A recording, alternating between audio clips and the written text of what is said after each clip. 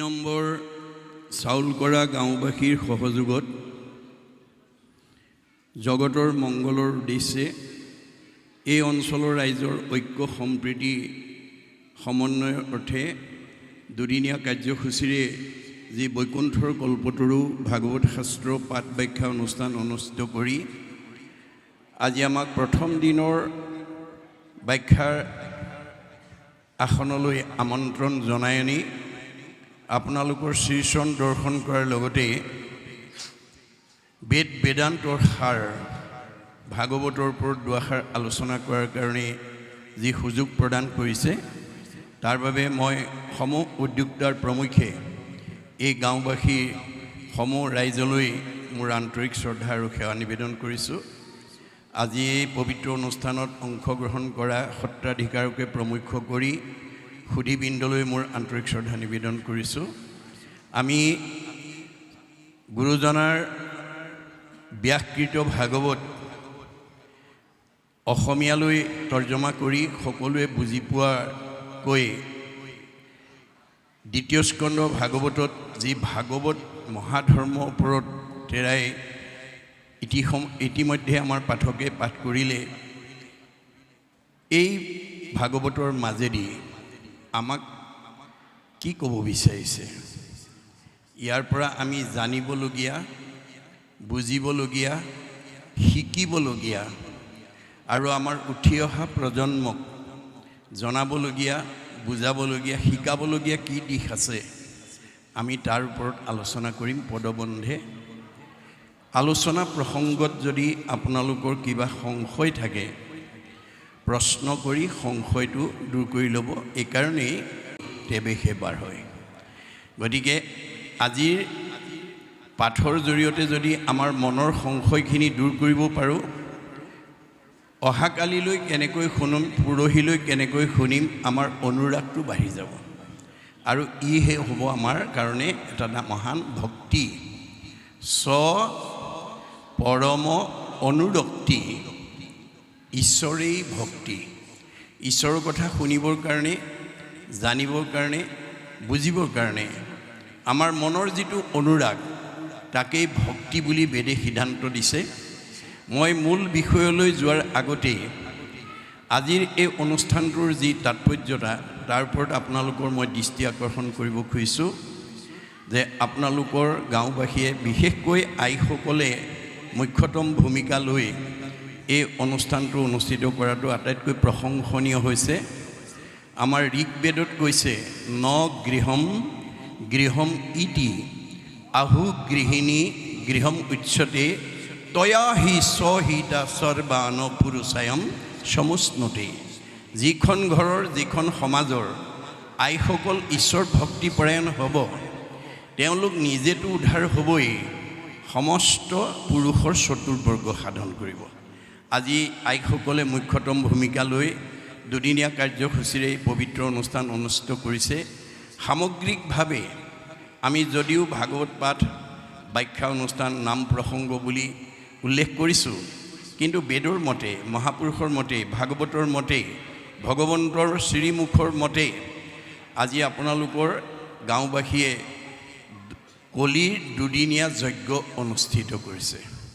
উদ্ধৱক যাবৰ সময়ত কৃষ্ণই কৈছিল, মূত চিত্ত দিয়া যিটো কৰৈ কৰ্ম ধৰ্ম, তাৰ নাম যজ্ঞ সখী কৈলো ইটো মৰ্ম। এইটো আপোনালোকে আজি কলিৰ যজ্ঞ অনুষ্ঠিত কৰিছে। কি যজ্ঞ? নাম যজ্ঞ। কি যজ্ঞ? ভাগৱত যজ্ঞ। কি যজ্ঞ? ভক্তি যজ্ঞ। গতিকে এই যজ্ঞস্থলীলৈকে আমন্ত্ৰিত ভগৱন্ত স্বৰূপ ভক্তসকলক সেৱা শুশ্ৰূষা আচমনি কৰিবৰ কাৰণে যিসকল যুৱক যুৱতী, আই মাতৃ বাপে কায়িক মানসিক বৌদ্ধিকভাৱে ত্যাগ স্বীকাৰ কৰি এটা খোজ আগবঢ়াই আছে, তেওঁলোকৰ প্ৰতিটো খোজৰ মূল্য হ'ব পদে পদে অশ্বমেধ ফলং প্ৰাপ্নতি নিত্যস্য। এই দুদিনীয়া অনুষ্ঠানটো সৰ্বাংগ সুন্দৰ নিখুঁতভাৱে কৰিবৰ কাৰণে যিসকলে অকণমান এই শৰীৰটো প্ৰয়োগ কৰিছে, গতিকে তেওঁলোকৰ সাৰ্থক হৈছে। পৰোপকাৰায় ইদম শৰীৰম। আমি এই শৰীৰটো যদি পৰৰ উপকাৰ কামত ব্যৱহাৰ কৰিব পাৰোঁ, আমাৰ পুণ্য অৰ্জন হ'ব। পৰ মানে ভগৱন্তে কৈছে আত্মা মানে মই, পৰিয়াল মানে মই, সমাজ মানে মই, অনুষ্ঠান মানে মই, প্ৰতিষ্ঠান মানে মই, দল মানে মই, সংগঠন মানে মই, জড়জগত মানে মই, জীৱজগত মানে মই, নিখিল জগত মানে মই। অহমে বাস্য মে অগ্ৰে ন অন্যৎসৎ অসৎ পৰম প্ৰচ্ছদ অহম যো এইতৈছ যো অৱশিষ্যতে শিষ্যই অহম। আদিত মই, মধ্যত মই, শেষত ময়েই থাকিম। তুমি দেখা জগতখন মিছা, জগত মিথ্যা, ব্ৰহ্ম সত্য, ব্ৰহ্মহে সঁচা। ব্ৰহ্ম কি? জীৱ ব্ৰহ্ম এব কেৱলম, জীৱই ব্ৰহ্ম। আমি ৰাতিপুৱা শুই উঠাৰ পৰা গধূলা হোৱালৈকে, জন্মৰ পৰা মৃত্যুলৈকে যদি তৃণমূল এটা আত্মাক পাৰে, পৰিয়ালক পাৰে, সমাজক পাৰে, অনুষ্ঠানক পাৰে, প্ৰতিষ্ঠানক পাৰে, দল সংগঠনক পাৰে, দহৰ উপকাৰ কামত যদি আমি এই শৰীৰটো প্ৰয়োগ কৰিব পাৰোঁ, তেতিয়া আমাৰ জন্ম ধৰাৰ সাৰ্থকতা হ'ব। গতিকে অহাকালিলৈ দিনটো যাতে নিখুঁতভাৱে পৰিচালনা কৰিবৰ কাৰণে গাঁওবাসীয়ে এই দুটা দিনত অক্ষয় পুণ্য অৰ্জন কৰা এটা সৌভাগ্য আপোনালোকৰ আহিছে। আজ এই দুদিনীয়া অনুষ্ঠানটো সৰ্বাংগ সুন্দৰ কৰিবৰ কাৰণে যিসকলে অকণমান ত্যাগ কৰিব, সেয়া হ'ব অক্ষয় পুণ্য। যিমানে কৃষ্ণক দিয়ে সেহিহে অক্ষয়, ইহাক নিবাক একো জনে নপাৰয়। আমাৰ এই দুদিনীয়া অনুষ্ঠান পূৰ্ণাংগ কৰিবৰ কাৰণে, ভকতৰ সেৱা শুশ্ৰূষা ধৰিবৰ কাৰণে যিকণ ত্যাগ কৰিব, সেয়া হ'ব আমাৰ অক্ষয় পুণ্য। এইটো কোনেও নিব নোৱাৰে। আন কৰ্মে লগাইলে যতেক সিও হুৱে বৃথা, জনমো বৃথা হুৱে নুশুনয় কৃষ্ণ কথা। আমাৰ জন্মটো বৃথা হৈ যাব যদি ঈশ্বৰ পৃথক কৃষ্ণ কথা শুনাৰ পৰা আমি আঁতৰাই ৰাখোঁ। কাৰণ ভগৱন্তৰ সৃষ্টিৰ চাৰিমুঠি জীৱৰ উৰণ বুৰণ গজন ভ্ৰমণ, চাৰিমুঠি জীৱৰ ভিতৰত ঈশ্বৰৰ কথা শুনিব পৰা অধিকাৰ মানুহৰ বাদে বাকীবিলাকৰ নাই।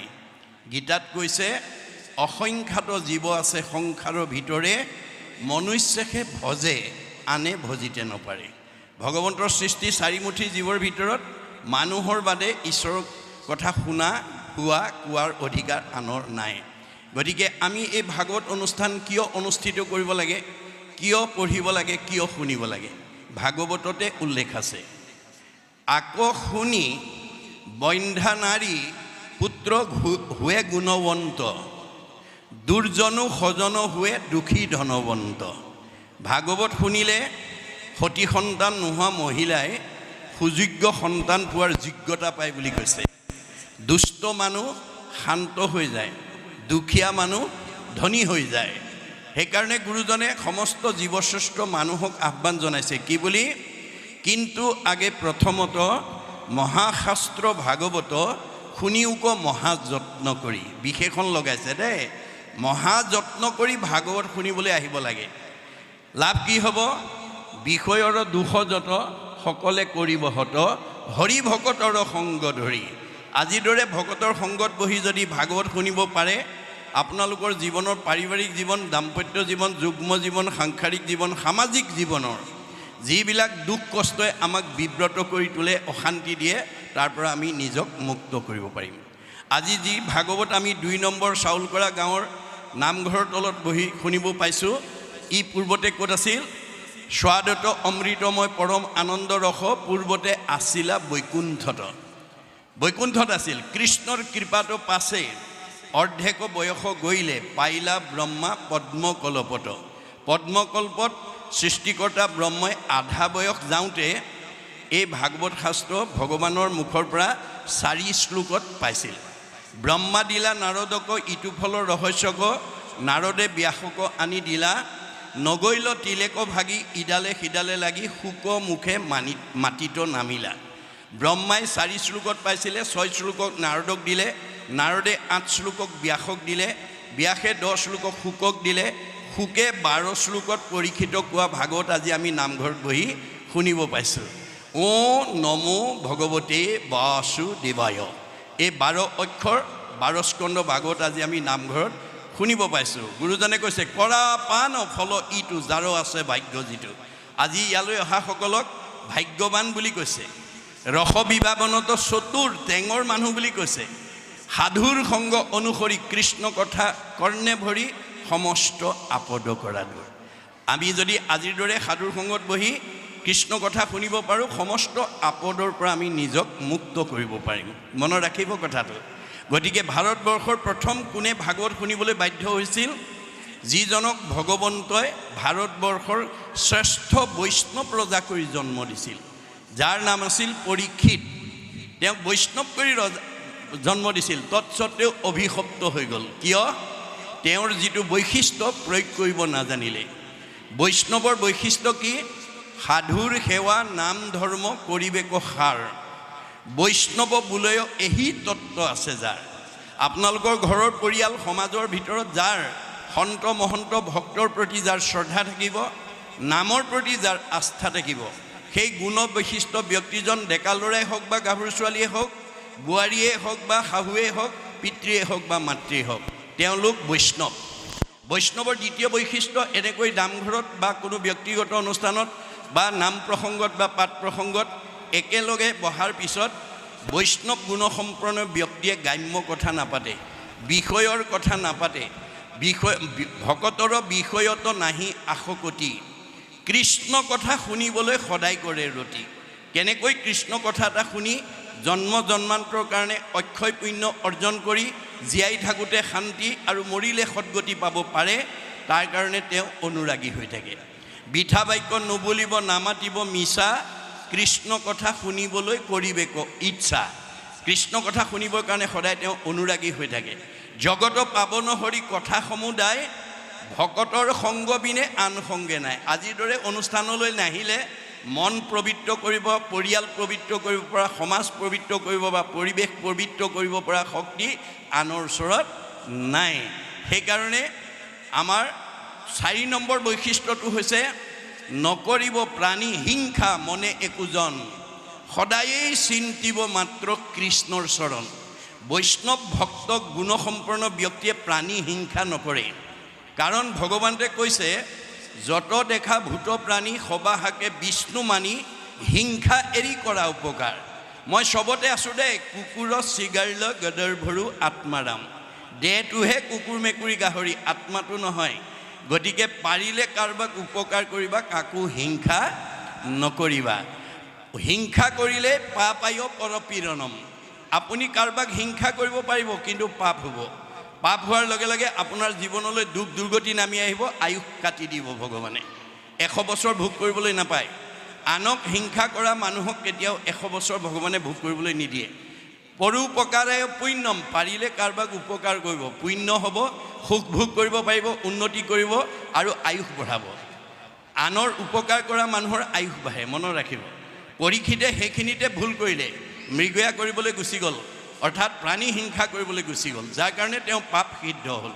পহুৰ পিছে পিছে দৌৰি দৌৰি পিয়াহত অণ্ঠকণ্ঠ শুকাই যেতিয়া সমীক ঋষিৰ আশ্ৰমত পানী বিচাৰি সোমাইছিল, সমীক ঋষিয়ে সেই সময়ত একান্ত মনে ঈশ্বৰক ধ্যান কৰি আছিল।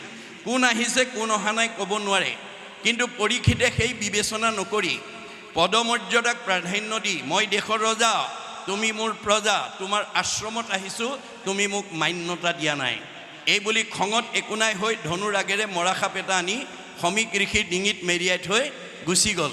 খবৰটো তেওঁ খেলি থকা পুত্ৰ ছিংগিমুনিয়ে লগৰীয়াৰ মুখে গম পাই দৌৰি আহি দেখিলে হয় যে তেওঁৰ পিতাকৰ ডিঙিত কোনোবাই মৰা সাপ আঁৰি থৈ গৈছে।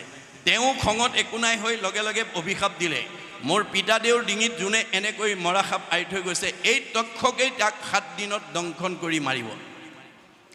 খবৰটো লগৰীয়াৰ মুখে পৰীক্ষিত কৰ্ণগোচৰ হোৱাৰ লগে লগে ভয়ত ত্ৰস্তমান হৈ পুতেক জন্মেজয়ক মাতি আনি ক'লে, বোপা, মই কৰ্মদোষত অভিশপ্ত হ'লোঁ, মোক 7 দিনত তক্ষকে দংশন কৰিব, মোৰ মৃত্যু অনিবাৰ্য।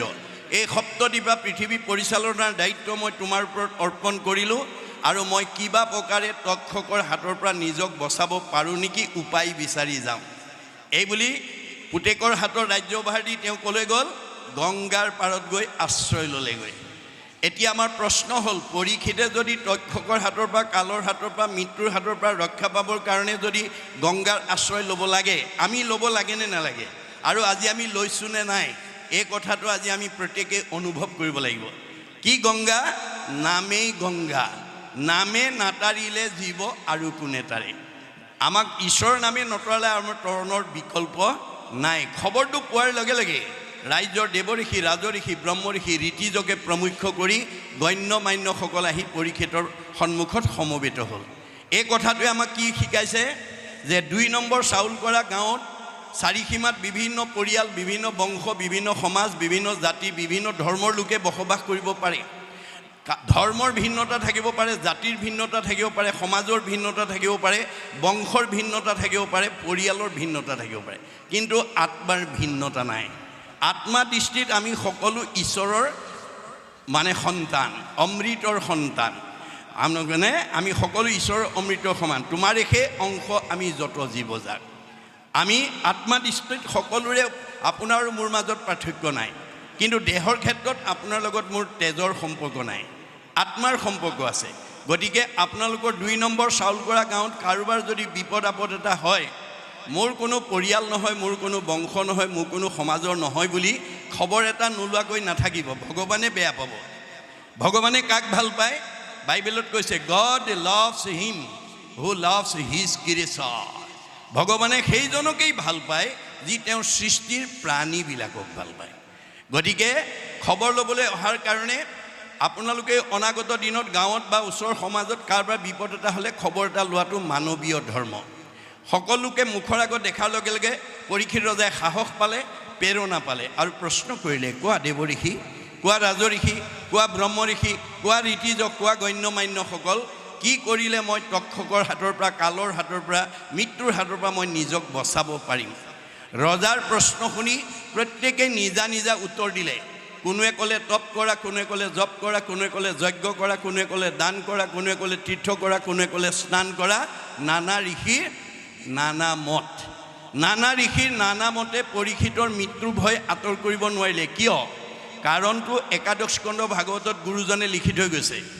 ভগৱন্তৰ সৃষ্টি 4 মুঠি জীৱৰ ভিতৰত মানুহেহে আজিৰ দৰে ভগৱন্তক ভজনা কৰি ধৰ্ম আচৰণ কৰি মুক্তি লাভ কৰিব পাৰে, আনে কৰিব নোৱাৰে।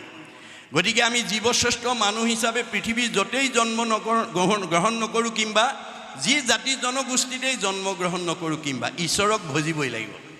আমি কেনেকৈ ঈশ্বৰক ভজিলে, ধৰ্ম আচৰণ কৰিলে আমি জীৱশ্ৰেষ্ঠ মানুহ হিচাপে এই মায়াময় সংসাৰৰ পৰা মুক্তি লাভ কৰিব পাৰিম, সেই সম্পৰ্কে ভগৱন্তই নিজ মুখে কৈ থৈ গৈছে। আন ধৰ্ম ঋষিৰ মুখে কৰাইলা বেকত, কহিলা আপোন মুখে নিজ ধৰ্ম যত। আমি মানুহ, জীৱশ্ৰেষ্ঠ মানুহ হিচাপে তৰিবৰ কাৰণে যিটো ধৰ্ম আচৰণ কৰিব লাগে ভগৱন্তই নিজৰ মুখেদি কৈছে, সেইটোৱে হৈছে ভাগৱত ধৰ্ম, ভক্তি ধৰ্ম, নাম ধৰ্ম। অৱশেষত শুকদেৱে আহি 7 দিন 7 ৰাতি নীৰৱ নিচ্ছিন্নভাৱে প্ৰথম স্কন্ধৰ পৰা দ্বাদশ স্কন্ধ ভাগৱত যেতিয়া শুনালে, দ্বাদশ স্কন্ধ ভাগৱত শুনাৰ লগে লগে পৰীক্ষিতৰ ব্ৰহ্মজ্ঞান প্ৰাপ্ত হৈ গ'ল। মই ইমান সময় মৰিম বুলি যিটো ভয় কৰি আছিলোঁ তাৰ দেখোন মৃত্যুৱেই নাই। অৰ্থাৎ আমাৰ জীৱৰ মৃত্যু নাই। মৃত্যু কাৰ আছে? দেহৰেহে ধৰ্ম, জনম মৰণ। দেহটোৰহে জন্ম মৃত্যু আছে। জীৱৰ কি আছে? সংস্কাৰ আৰু গতি। আমাৰ গতিটো কেনেকুৱা? গীতাত কৈছে, যেন জোকে তৃণ পাইলে এৰয় অপৰ, জীৱৰ দেহৰ জানা সেহি পতন্তৰ। আমাৰ দেহত থকা জীৱটো শ্ৰেণী জোকৰ লগত তুলনা কৰিছে গীতাই। এটা শ্ৰেণী জোকে মুখৰ আগত এডাল বন নোপোৱালৈকে যেনেকৈ পিছৰডাল এৰি নিদিয়ে, আমাৰ দেহত থকা জীৱটোৱে আন এটা দেহ নোপোৱালৈকে এইটো দেহৰ পৰা ওলাই নাযায়। আৰু এটা উপমা দিছে, যেন নৱ বস্ত্ৰক পুৰুষে পিন্ধে আগ, পুৰাতন বস্ত্ৰ পাছে কৰে পৰিত্যাগ।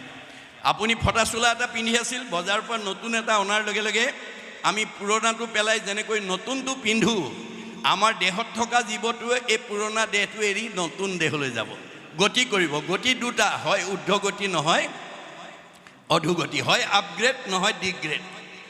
এতিয়া আপোনাৰ দেহত থকা জীৱটো ওপৰলৈ পঠিয়াব নে তললৈ পঠিয়াব, সেইটো দায়িত্ব আপোনাৰ ওপৰত নিৰ্ভৰ কৰিছে মহাপুৰুষে। আপুনি আপোনাৰ শত্ৰু, আপুনি আপোনাৰ মিত্ৰ, আপুনি আপোনাৰ ৰাখে মাৰে। হৰিক নভজি নৰে, আপুনি হুৱে নষ্ট, হৰি ভজি আপোনাক কটাৰে। আজিৰ দৰে যদি ভাগৱত শুনে আপোনাৰ জীৱ সংস্কাৰ হ'ব, জীয়াই থাকোঁতে শান্তি পাব, মৰিলে সদগতি পাব। যদি আপুনি ভাগৱত নুশুনে আপুনি অসংস্কাৰী হৈ থাকিব, জীয়াই থাকোঁতে অশান্তি পাব, মৰিলে অধোগতি যাব। পাৰ্থিৱ ধন টকা পইচা গাড়ী মটৰ পকা ঘৰ দুৱাৰে আমাক মানে জীৱক গতি দিব নোৱাৰে। আমাৰ ভাগৱতত কৈছে সুমংগলেই অমংগল জানা কৃষ্ণ বিনে, অমংগলেই সুমংগল কৃষ্ণৰ কীৰ্তনে। 10খন গাড়ী 10টা পকা ঘৰ মাটি সম্পত্তি থাকিব পাৰে, আপোনাৰ শৰীৰটো ৰোগমুক্ত নহ'বও পাৰে, আপোনাৰ মনটো শান্তিত নাথাকিবও পাৰে, আপোনাৰ স্বামী স্ত্ৰীৰ মাজত মিলা প্ৰীতি নাথাকিবও পাৰে, আপোনাৰ ককাই ভাইৰ মাজত মিলা প্ৰীতি নাথাকিবও পাৰে। ধন টকা পইচা গাড়ী মটৰ পকা ঘৰ দুৱাৰে এইবিলাক আমাক মিলাই দিব নোৱাৰে। সেইকাৰণে এইবোৰক মিছা বুলি কৈছে মহাপুৰুষে। আন যত হবে মিছা ভক্তিৰ অভাৱে। গতিকে আজিৰ দৰে যদি ভাগৱত শুনে আৰু আপোনালোকে যদি এই আইসকলৰ উদ্যোগত যদি এই 2 নম্বৰ চাউলকৰা গাঁওবাসীয়ে যদি প্ৰথম স্কন্ধৰ পৰা দ্বাদশ স্কন্ধ প্ৰতি বছৰে দুদিনীয়া বা এদিনীয়া কাৰ্যসূচীৰে যদি শুনাৰ সৌভাগ্য ল'ব পাৰে, তেতিয়াহ'লে এইখন গাঁৱলৈ অহা সকলো জীৱ পৰীক্ষিতৰ দৰে গতি পাব। আৰু এইখন গাঁৱলৈ বৃদ্ধ বয়সত বৃদ্ধ পিতৃ মাতৃক বৃদ্ধাশ্ৰমলৈ খেদি পঠিওৱা জীৱ ইয়ালৈকে আহিব নোৱাৰিব। পোহৰৰ ওচৰলৈ যেনেকৈ আন্ধাৰে আহিব নোৱাৰাটো বিজ্ঞানসন্মত বাস্তৱ সত্য, ভাগৱতৰ ভক্তি ধৰ্ম য'ত প্ৰচাৰ হৈ থাকিব তালৈ কোনো বেয়া জীৱ আহিব নোৱাৰে। এইটো অকল গুৰুজনা বা ধৰ্মই নহয়, বিজ্ঞানেও স্বীকাৰ কৰিছে যে আমাৰ পৃথিৱীৰ উপৰিভাগত যি বায়ুমণ্ডল আছে তাক প্ৰধানকৈ ঘনত্বৰ ওপৰত 3টা স্তৰত ভাগ কৰি দেখুৱাইছে: টপস্ফিয়াৰ, টেট্ৰস্ফিয়াৰ, আইনস্ফিয়াৰ। আইনস্ফিয়াৰক আটাইতকৈ ওপৰৰ স্তৰ বৈতৰণী নদী বুলি কল্পনা কৰা হৈছে। ভাগৱত শুনা জীৱ ইমান নিৰ্মল হৈ যাব, ই প্ৰয়াণৰ পিছত ৰকেটৰ দৰে 3টা লেয়াৰ ভেদ কৰি 14 ব্ৰহ্মাণ্ডৰ বাহিৰত বৈকুণ্ঠত অৱস্থান কৰিব আৰু ঘূৰি আহিব নালাগে। মনত ৰাখিব, ভাগৱত শুনিবলৈ কিয় আহিব লাগে? জন্ম ৰহিত হ'বৰ কাৰণে।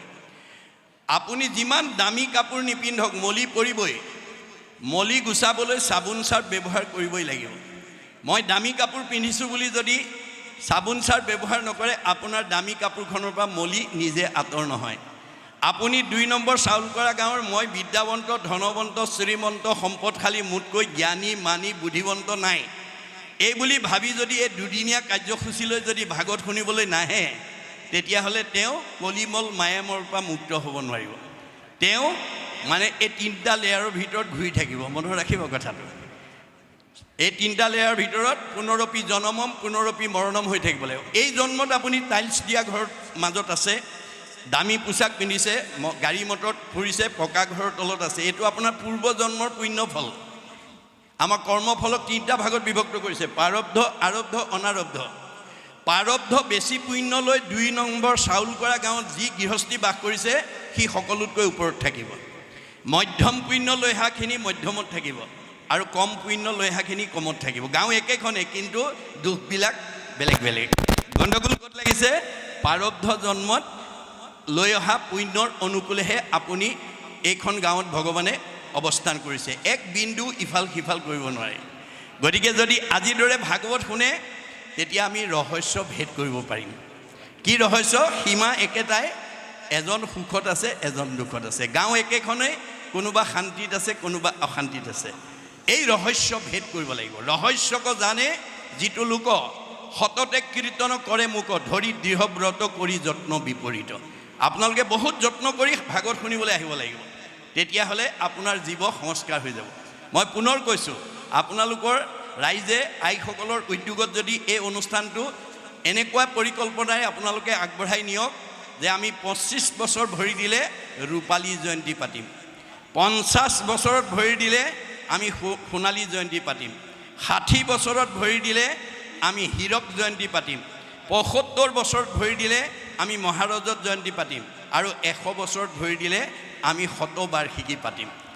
আজি যিসকল উদ্যোগৰ চেষ্টাত এই অনুষ্ঠান অনুষ্ঠিত হৈছে, ঈশ্বৰে নকৰক কালে হয়তো তেওঁলোকক শতবাৰ্ষিকলৈকে নেৰাখিবও পাৰে, কিন্তু এই যে অনুষ্ঠানটো প্ৰতিষ্ঠিত কৰি থৈ গ'ল, তেওঁলোক মৰিও অমৰ হৈ থাকিব। মনত ৰাখিব, দ্বাৰকা নগৰ সাগৰৰ তল গ'ল, কিন্তু ৰুক্মিণী মন্দিৰ আজি কুপতি সাগৰৰ মাজত জিলিকি আছে বুলি কৈছে। তাক চাই অহা মানুহো পাইছোঁ দেই। ইয়াৰ তাৎপৰ্যটো হৈছে দেহ দ্বাৰকা, কাল সাগৰ। কাল সাগৰত আমাৰ এই দেহ দ্বাৰকা এদিন বিলুপ্তি হৈ যাব, কিন্তু আপুনি 2 নম্বৰ চাউলকৰা গাঁৱত জন্মগ্ৰহণ কৰি গাঁওখনৰ কাৰণে, সমাজখনৰ কাৰণে, উঠি অহা প্ৰজন্মৰ কাৰণে, অনুষ্ঠানৰ প্ৰতিষ্ঠানৰ দহৰ মংগলৰ কাৰণে কি ভাল কাম কৰি থৈ গ'ল। সেই ভাল কামেই হ'ব ৰুক্মিণী মন্দিৰ। আজি শংকৰ মাধৱ আমাৰ মাজত কায়িকভাৱে নাই, মহাত্মা গান্ধী নাই, মানে ৰাভাদেৱ নাই, জ্যোতিপ্ৰসাদ আগৰৱালা নাই, সুধাকণ্ঠ ভূপেন হাজৰিকা নাই, কিন্তু জগতৰ কাৰণে দি যোৱা অৱদানে তেওঁলোকক চিৰসজীৱ কৰি ৰাখে। মই আশা কৰিম যে আপোনালোকৰ গাঁওবাসীয়ে এই অনুষ্ঠানটো নেৰিব, তেতিয়া উঠি অহা প্ৰজন্মবিলাক সংস্কাৰ হৈ যাব। ভাগৱত শুনাৰ লগে লগে সংস্কাৰ। ভাগৱতে কেৱল নিয়ম নীতিৰ কথা কৈ আছে, পদ্ধতিৰ কথা কৈ আছে। মনত ৰাখিব কথাটো, আমাৰ জীৱনশৈলীৰ কথা কৈ আছে।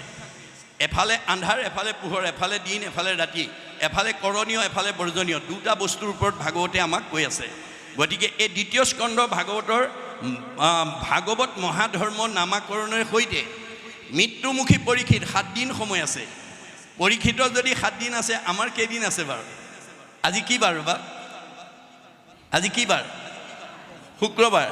অহা বৃহস্পতিবাৰলৈকে, আজি শুক্ৰবাৰৰ পৰা অহা বৃহস্পতিবাৰলৈকে এই 7 দিনৰ ভিতৰত আমাৰ ইয়াত বহি থকা সকলোৰে জন্ম মৃত্যু নিশ্চিত। এই 7টা দিন বাদ দি আমি জন্মও হ'ব নোৱাৰোঁ, মৃত্যুও হ'ব নোৱাৰোঁ। গতিকে আমাৰ হাতত অকল পৰীক্ষিতক বেছ কৰি লৈছে। আমাক কৈ আছে দেই, আমাৰ হাতত ঈশ্বৰৰ কথা শুনি জীৱই সদগতি পাবৰ কাৰণে আমাৰ হাতত মাত্ৰ 7 দিনে আছে। কোনে জানে মই ঘৰ পাম নে নাপাম? ভাগৱতে কৈছে পদ্মৰ পত্ৰৰ নীৰ পৰিজেন নুহি থিৰ, সেইমতে জীৱন চঞ্চল। আমাৰ দেহত থকা জীৱটো পদুম পাতৰ পানীৰ লগত ভাগৱতে তুলনা কৰিছে। পদুমৰ পাতৰ পানী বতাহে কোন সময়ত পেলাই দিব তাৰ যেনে নিৰ্দিষ্ট নাই। আমি কি পৰিস্থিতিত, কি সংঘাতত আমি আমাৰ দেহৰ পৰা জীৱ ওলাই যাব তাৰো কোনো সিদ্ধান্ত নাই। সময় থাকোঁতেই, দৃষ্টিশক্তি থাকোঁতেই, শ্ৰৱণ শক্তি থাকোঁতেই, হস্তৰ কৰ্মশক্তি থাকোঁতেই, ভৰিৰ গতিশক্তি থাকোঁতে আজিৰ দৰে অনুষ্ঠানলৈ আপোনালোকে আহিব। মহাপুৰুষে কৈছে তোমাৰ গুণৰ মহিমা দেখিয়াই আন যত কাম দূৰতে তেজিয়া থৈলোঁ। আজি ইয়ালৈ অহা কাৰ ঘৰুৱা কাম নাই, কাৰ পৰিয়ালৰ দায়িত্ব নাই, চব এৰি থৈ আহিছে। কিন্তু কাৰণ আন কামত আমি সময় কৰিলে আমাৰ জীৱনটো বৃথা হৈ যাব। গতিকে তাৰ মাজৰ পৰাই আমি ঈশ্বৰৰ কথা শুনিবলৈ আজিৰ দৰে অনুষ্ঠানলৈকে আহিবৰ কাৰণে আমি যত্নপৰ হ'ব লাগিব। এতিয়া এই ভাগৱত মহাধৰ্ম নামাকৰণৰ সৈতে মহাপুৰুষ শংকৰদেৱে আমাৰ ব্যাসকৃত সংস্কৃত ভাগৱত অসমীয়া সকলোৱে বুজি পোৱাকৈ প্ৰাঞ্জল ভাষাত মানে তৰ্জমা কৰি আৰম্ভণিতে কি বুলি কৈছে? জয় জয় কৃষ্ণ ৰাম যাৰ স্মৰণ মংগল, জাগ যোগাদিৰো হৰিনাম মহাফল, হেনয় পৰমানন্দ মাধৱক নিত, সুমৰিও নৰ নিৰন্তৰে একচিত্ৰ। তেওঁ মহাভাগৱত ধৰ্ম তৰ্জমা কৰাৰ প্ৰাক মুহূৰ্ততে এই কেইষাৰ কথাৰে আমাক কি ক'ব বিচাৰিছে? যে আমি ৰাতিপুৱা শুই উঠাৰ পৰা গধূলা খোৱালৈকে, জন্মৰ পৰা মৃত্যুলৈকে আমাৰ ঘৰখনৰ পৰিয়াল ক'ৰবালৈ যাত্ৰা কৰি যায় আৰু আমি কিবা নহয় কিবা এটা কাম কৰোঁ। আমাৰ যাত্ৰাৰ লগত কি থাকে? এটা লক্ষ্য বা উদ্দেশ্য থাকে। আমাৰ লক্ষ্য বা উদ্দেশ্য নথকা কোনো যাত্ৰা কোনো মানুহে কেতিয়াও কলৈকো নকৰে। কিবা এটা যাত্ৰাত আমাৰ লক্ষ্য। আজি ইয়ালৈ যিসকল যাত্ৰা কৰি আহিছে ভাগৱত শুনাৰ লক্ষ্য লৈ আহিছে, হয়নে বাৰু কথাটো? তেনেকৈ আমাৰ প্ৰতিটো যাত্ৰাৰ কালত আমাৰ কি থাকে? এটা লক্ষ্য বা উদ্দেশ্য থাকে। আৰু ৰাতিপুৱা শুই উঠাৰ পৰা গধূলা খোৱালৈকে কৰা কৰ্মবিলাকৰ এটা কামনা বা বাসনা থাকে। এতিয়া আপোনালোকৰ যাত্ৰা বা আপোনাৰ ব্যক্তিগত জীৱন বা পাৰিবাৰিক জীৱনৰ আপোনাৰ পৰিয়ালৰ কাৰোবাৰ যাত্ৰাৰ লক্ষ্য আৰু কৰ্মৰ কামনা বাসনা কোনে পূৰণ কৰিব? কোনে পূৰণ কৰিব? গুৰুজনাই কৈছে ভগৱন্তই পূৰণ কৰিব। আমি অকাম, তেওঁ পূৰ্ণ কাম। আমি পৰতন্ত্ৰ, তেওঁ স্বতন্ত্ৰ। আপুনি বহুত দিনৰ পৰা ক'ৰবালৈ যাম বুলি ভাবি থাকিলেও নিৰ্দিষ্ট দিনা যাব নোৱাৰিব যদি ভগৱন্তই যাব নিদিয়ে। খাম বুলি বাঢ়ি লোৱা ভাত কাঁহীও আপুনি খাবলৈ নাপাব পাৰে যদি ভগৱন্তই খাব নিদিয়ে। শুম বুলি পাৰি লোৱা বিচনাখনতো শুবলৈ নাপাব পাৰে যদি ভগৱন্তই শুবলৈ নিদিয়ে। ভগৱন্ত স্বতন্ত্ৰ, আমি পৰতন্ত্ৰ। এই কথা জানি আমি সকলো যাত্ৰাৰ প্ৰাৰম্ভণিতে ঈশ্বৰৰ নাম লৈ যাবলৈ কাৰণে আপোনালোকে ল'ৰা ছোৱালীক পৰামৰ্শ দিব। স্কুললৈ গৈছে, ফুৰিবলৈ গৈছে, বোপাই স্কুললৈ যোৱা হয়, মাজনী ফুৰিবলৈ যোৱা হয়, কৃষ্ণ বুলি কৈ যোৱা, ৰাম বুলি কৈ যোৱা। ভগৱন্তৰ হাজাৰটা নামৰ পৰা এটা নাম লৈ পেলাই যাবলৈ ক'ব। যিটোজনে যাই নাম ওচৰি তাৰ পাছে পাছে ভ্ৰমন্ত হৰি। বৎসক স্নেহ যেন ধেনু ধাৱে, ভজিও জানি হেন হৰি পাৱে। গাইজনীয়ে যেনেকৈ পোৱালিটো মুখৰ আগত শত্ৰুৱে আক্ৰমণ কৰিব নোৱাৰাকৈ ৰক্ষণাবেক্ষণ দি লৈ যায়। যাত্ৰাৰ কালত যি ভগৱন্তৰ হাজাৰটা নামৰ পৰা এটা নাম লৈ যাব, তাক ভগৱন্তই তেনেকৈ ৰক্ষণাবেক্ষণ দিয়ে। একচিত্ত মনে যিটো মহাজনে ফুৰে গুণনাম স্মৰি, তাক ৰক্ষা কৰি ফুৰয় সদায় হাতে কৌমদকী ধৰি। কৌমদকী মানে গদা, গদা মানে নাম, শংখ চক্ৰ গদা পদ্ম, গুৰু দেও নাম ভকত। গতিকে গদা মানে নাম, গতিকে নামেহে তৰাব আপোনাক, তাৰ বাদে আনে তৰাব নোৱাৰে। গতিকে আমি যাত্ৰাৰ কালত ঈশ্বৰৰ নাম লৈ যাবৰ কাৰণে আমাৰ সকলো পৰিয়ালবৰ্গ সমাজৰ লোকক আপোনালোকে পৰামৰ্শ দিব লাগিব। দ্বিতীয় কৰ্মটো কৰোঁতে আপুনি ঈশ্বৰত অৰ্পণ কৰি ল'ব লাগিব। মই কৰিছোঁ বুলি কৰিলে নহ'ব। যত ধৰ্ম কৰ্ম কৰা কৃষ্ণত অৰ্পণ, তেবে অপ্ৰয়াসে সিজিবেক প্ৰয়োজন। তেতিয়াহে আপোনাৰ প্ৰয়োজনটো ভগৱানে সাধন কৰিব। আপুনি মই কৰি পেলাই মই নিজেই আপুনি সাধন কৰিব নোৱাৰে। কাৰণ যশোদাই দধি বান্ধ ভঙাৰ কাৰণে কৃষ্ণক ধৰি আনি ৰাজভঁৰালৰ সকলো জৰীৰে বান্ধিছে, কিন্তু দুৱাঙুলে নাটে। আকৌ যোৰা দিছে, দুৱাঙুলে নাটে। কথাটোৱে আমাক কি বুজাইছে? যে যশোদাই যি সময়লৈকে মই বান্ধিছোঁ, মোৰ ল'ৰা বান্ধিছোঁ, এই মই মোৰ অহংকাৰটো লৈ যি সময়লৈকে কৃষ্ণক বান্ধিব বিচাৰিছিলে, তেতিয়ালৈকে ভগৱান বান্ধ খোৱা নাই। বুজা নাই? মানে মই সমস্ত কৰ্মক মই কৰোঁ বুলি মানে অহংকাৰৰ বুলি তাকো জানিবা। আপোনালোকে যদি মই কৰিছোঁ, মই পকা ঘৰ বনাইছোঁ, মই গাড়ী কিনিছোঁ, মই সম্পত্তি লৈছোঁ, কিন্তু যদি গাড়ীখন লাইনত গৈ এক্সিডেণ্ট হয়, তেতিয়া কি বুলি কয়? ভগৱানে এক্সিডেণ্ট কৰি দিলে। নিজে ভাল বস্তুটো মই কৰিছোঁ বুলি কয়, কিন্তু কিবা বেয়া হ'লে ঈশ্বৰলৈ ঠেলি দিয়ে। কিন্তু আমাক গুৰুজনে নহয়, যতেক সুকীৰ্তি কৃষ্ণত অৰ্পিব। পকা ঘৰ প্ৰভুৱে কৃপা কৰিছে, গাড়ী কিনিছোঁ প্ৰভুৰ কৃপা, ল'ৰা ছোৱালী প্ৰভুৰ কৃপা, চব প্ৰভুত দি দিব, তেতিয়া প্ৰভুৱে দায়িত্ব ল'ব। মই কৰিছোঁ বুলি ভাবিলে অহংকাৰ হ'ব, আৰু অহংকাৰ ভাবিলে অহংকাৰী মানুহে কেতিয়াও মনৰ কামনা পূৰণ কৰিব নোৱাৰে। মনৰ কামনা যেতিয়া পূৰণ নহ'ব, আপুনি খোলা হাঁহি মাৰিব নোৱাৰিব। খোলা হাঁহি মাৰিব নোৱাৰা মানুহৰ চেহেৰা ভাল নহয়, কমনীয়তা নেবাঢ়ে, আয়ুস নেবাঢ়ে। বাইবেলত চলোমনে কৈছে, মেৰী হাৰ্ট ডুৱেট good like a medicine, A broken heart dried the bone. যাৰ অন্তৰত আনন্দ থাকিব, মেডিচিনৰ দৰে কাম কৰিব। চেহেৰা ধুনীয়া কৰিব, কমনীয়তা বাঢ়িব, আয়ুস বাঢ়িব। যাৰ হৃদয়ত দুখ বেদনাই ভৰি থাকিব, সি আৰু ঘিউমৌ খাওক, হাড়লৈকে শুকাই যাব। আহাৰে চেহেৰা ভাল কৰিব নোৱাৰে যদি মনটো আনন্দত ৰাখিব নোৱাৰে। গতিকে আপুনি আনন্দ বিচাৰিব নালাগে, আপোনাৰ ঘৰলৈ আনন্দ বিচাৰি আহিব। এয়া ভাগৱতৰ মত। ভাগৱতে আমাক জীৱনশৈলীৰ কথা কৈ আছে। আপুনি ৰাতিপুৱা শুই উঠাৰ পৰা গধূলা খোৱালৈ আপোনাৰ ঘৰলৈ অহা আলহী অতিথি ভকত বৈষ্ণৱ বন্ধু বান্ধৱক লগ পালে যদি কৃষ্ণৰ নিৰ্মল কথা কয়, শুনে, গায়, তেতিয়াহ'লে আপোনাৰ ঘৰলৈ আনন্দ আহিব। কপিলে কৈছে, মূৰ শুনিৰ মল কথা কহন্ত শুনন্ত, মুতবিনে চিত্ত আন দেৱত নেদন্ত, পৰম আনন্দ আহি মনত মিলয়, তেবে তাক আৰু তিনি তাপে নোচোৱায়। ভগৱন্তৰ তিনিটা তাপে আপোনাক স্পৰ্শ কৰিব নোৱাৰে। কিন্তু আপুনি ৰাতিপুৱা শুই উঠাৰ পৰা গধূলা খোৱালৈকে কৃষ্ণৰ গুণনাম ক'ব লাগিব, গাব লাগিব, শুনিব লাগিব। তেতিয়া আনন্দ নিজে আহিব। আনন্দ আপুনি বিচাৰিব নালাগে। আৰু দুখ পাপ আপুনি বিচাৰিব নালাগে, পাপেহে আপোনাৰ ঘৰখন বিচাৰি ফুৰিব। আপুনি যদি ৰাতিপুৱা শুই উঠাৰ পৰা গধূলা খোৱালৈ আপোনাৰ ঘৰলৈ অহা আলহী অতিথি ভকত বৈষ্ণৱ বন্ধু বান্ধৱক লগ পালে পৰ চৰ্চা, পৰ নিন্দা, পৰ সমালোচনা কথা পাতে, যিটো আলোচনাই আনৰ অন্তৰত দুখ দিয়ে, আপুনি কৰা আলোচনাত যদি আনৰ অন্তৰত দুখ পায়, আপোনাক আলোচনা কৰা দুজনৰ কি হ'ব? ভগৱানে কৈছে, পায় পৰপীড়নম। তুমি কাক দুখ দিছা? চবতে ময়ে আছোঁ। যত দেখা ভূত প্ৰাণী সবাহাকে বিষ্ণু মানি, চবতে ময়ে আছোঁ। মোকেই দুখ দিবা, মোকেই আঘাত দিবা, মোকেই অন্যায় কৰিবা, মোকেই ঠগিবা, মোৰে সীমা ঠেলিবা, আৰু তোমাক মই ভালে ৰাখিব লাগিব। নহ'ব। ভাগৱত শুনি এই বেয়াবিলাক এৰি ভাল ল'বা। বেয়া এৰি ভাল ল'বৰ কাৰণে ভাগৱত শুনিবলৈ আহিব লাগে। বেয়া এৰি ভাল লোৱাটোৱে বৈজ্ঞানিক দৃষ্টিভংগী। সেইকাৰণে দাৰ্শনিক পণ্ডিতে কৈছে, bed is bed and good is good, do bed never never and do good ever ever. বেয়াটো সদায় বেয়া, তাক ত্যাগ কৰিবা। ভালটো সদায় ভাল, তাক আঁকোৱালি ল'বা। আৰু কপিলে মাকক কৈছে, জীৱৰ দুৰ্ভেদ্য পাশ সংগক কহয়, কিন্তু দুৰ্জনৰ সং তেজিবে লাগে। মা, তুমি যদি জীৱনত ভাল মানুহ হ'ব খুজিছা, বেয়া মানুহৰ সংগ ত্যাগ কৰিবা। সেই সংগ নিতে যদি কৰে সাধুত, মুখ্যৰ দুৱাৰ তেবে হুৱে মুকুট। আজিৰ দৰে যদি আমি এক ক্ষণ 4 মিনিট মনত ৰাখিব, আমাৰ গুৰুজনাৰ দৰ্শন মতে, ভগৱানৰ বাক্যৰ মতে আমি 24 ঘণ্টাত আমাৰ ঘৰখনৰ প্ৰতিজন সদস্যই 4 মিনিট সময় যদি ঈশ্বৰৰ কথা কোৱা, শুনা, গোৱাত যদি দিব পাৰে, আপোনাৰ জীৱন সফল হৈ যায়। 4 মিনিট সময় যদি দিব নোৱাৰে, আপোনাৰ জীৱন সাৰ্থক নহ'ব। মনত ৰাখিব কথাটো।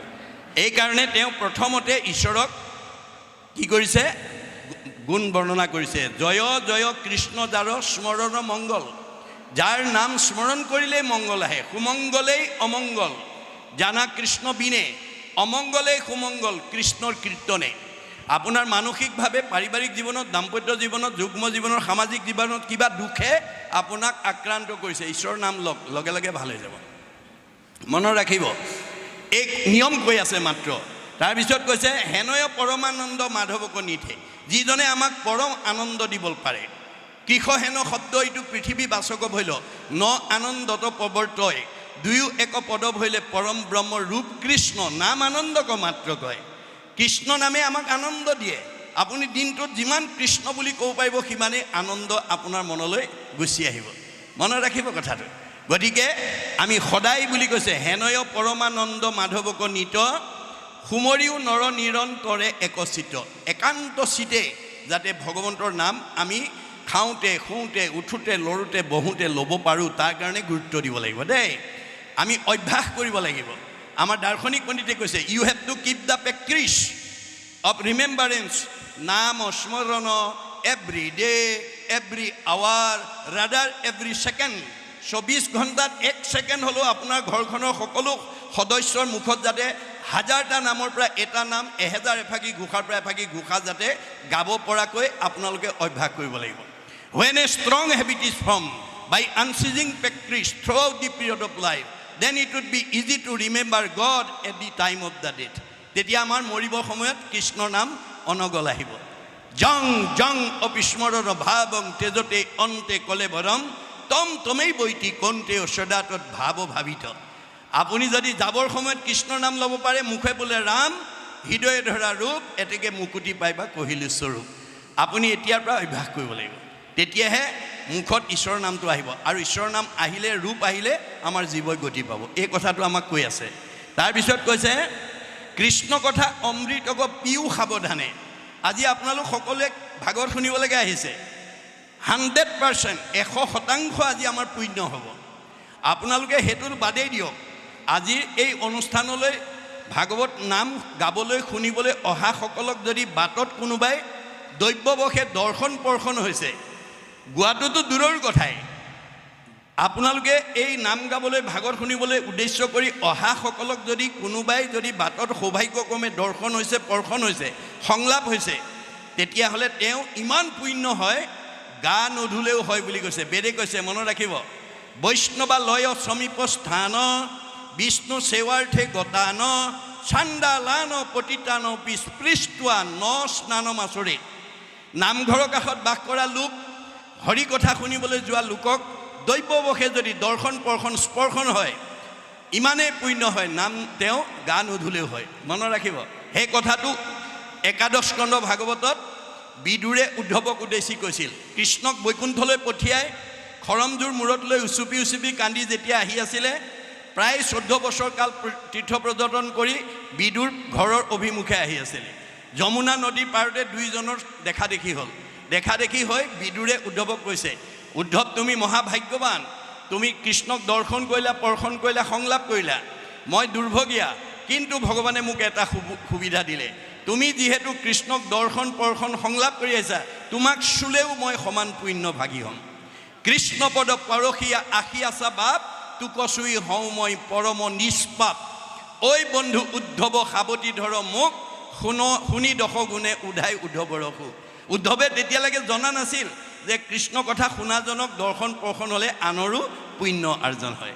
এতিয়া আপোনালোকৰ ঘৰৰ এজন বা দুজনে আহিছে, বাকীসকল ঘৰত আছে, কিন্তু আমাৰ ভাগৱতে কৈছে যিবা পঢ়ে যিবা শুনে, শুনাঐ আনক, পাপচাৰী সিও যায় বিষ্ণুৰ স্থানত। আপোনালোকে আজি শুনা কথা দুই এটা মনত ৰাখি গৈ ঘৰত যদি কয়গৈ, ঘৰত থকাকেইটাই যদি শুনে, আপুনি ইয়ালৈ আহি যিমান পুণ্য পাব, তেওঁলোকে ঘৰতে থাকি সিমানেই পুণ্য পাব। এয়া বিজ্ঞানসন্মত ধৰ্ম মহাপুৰুষে দিছে দেই, মনত ৰাখিব। বিজ্ঞানসন্মত ধৰ্ম।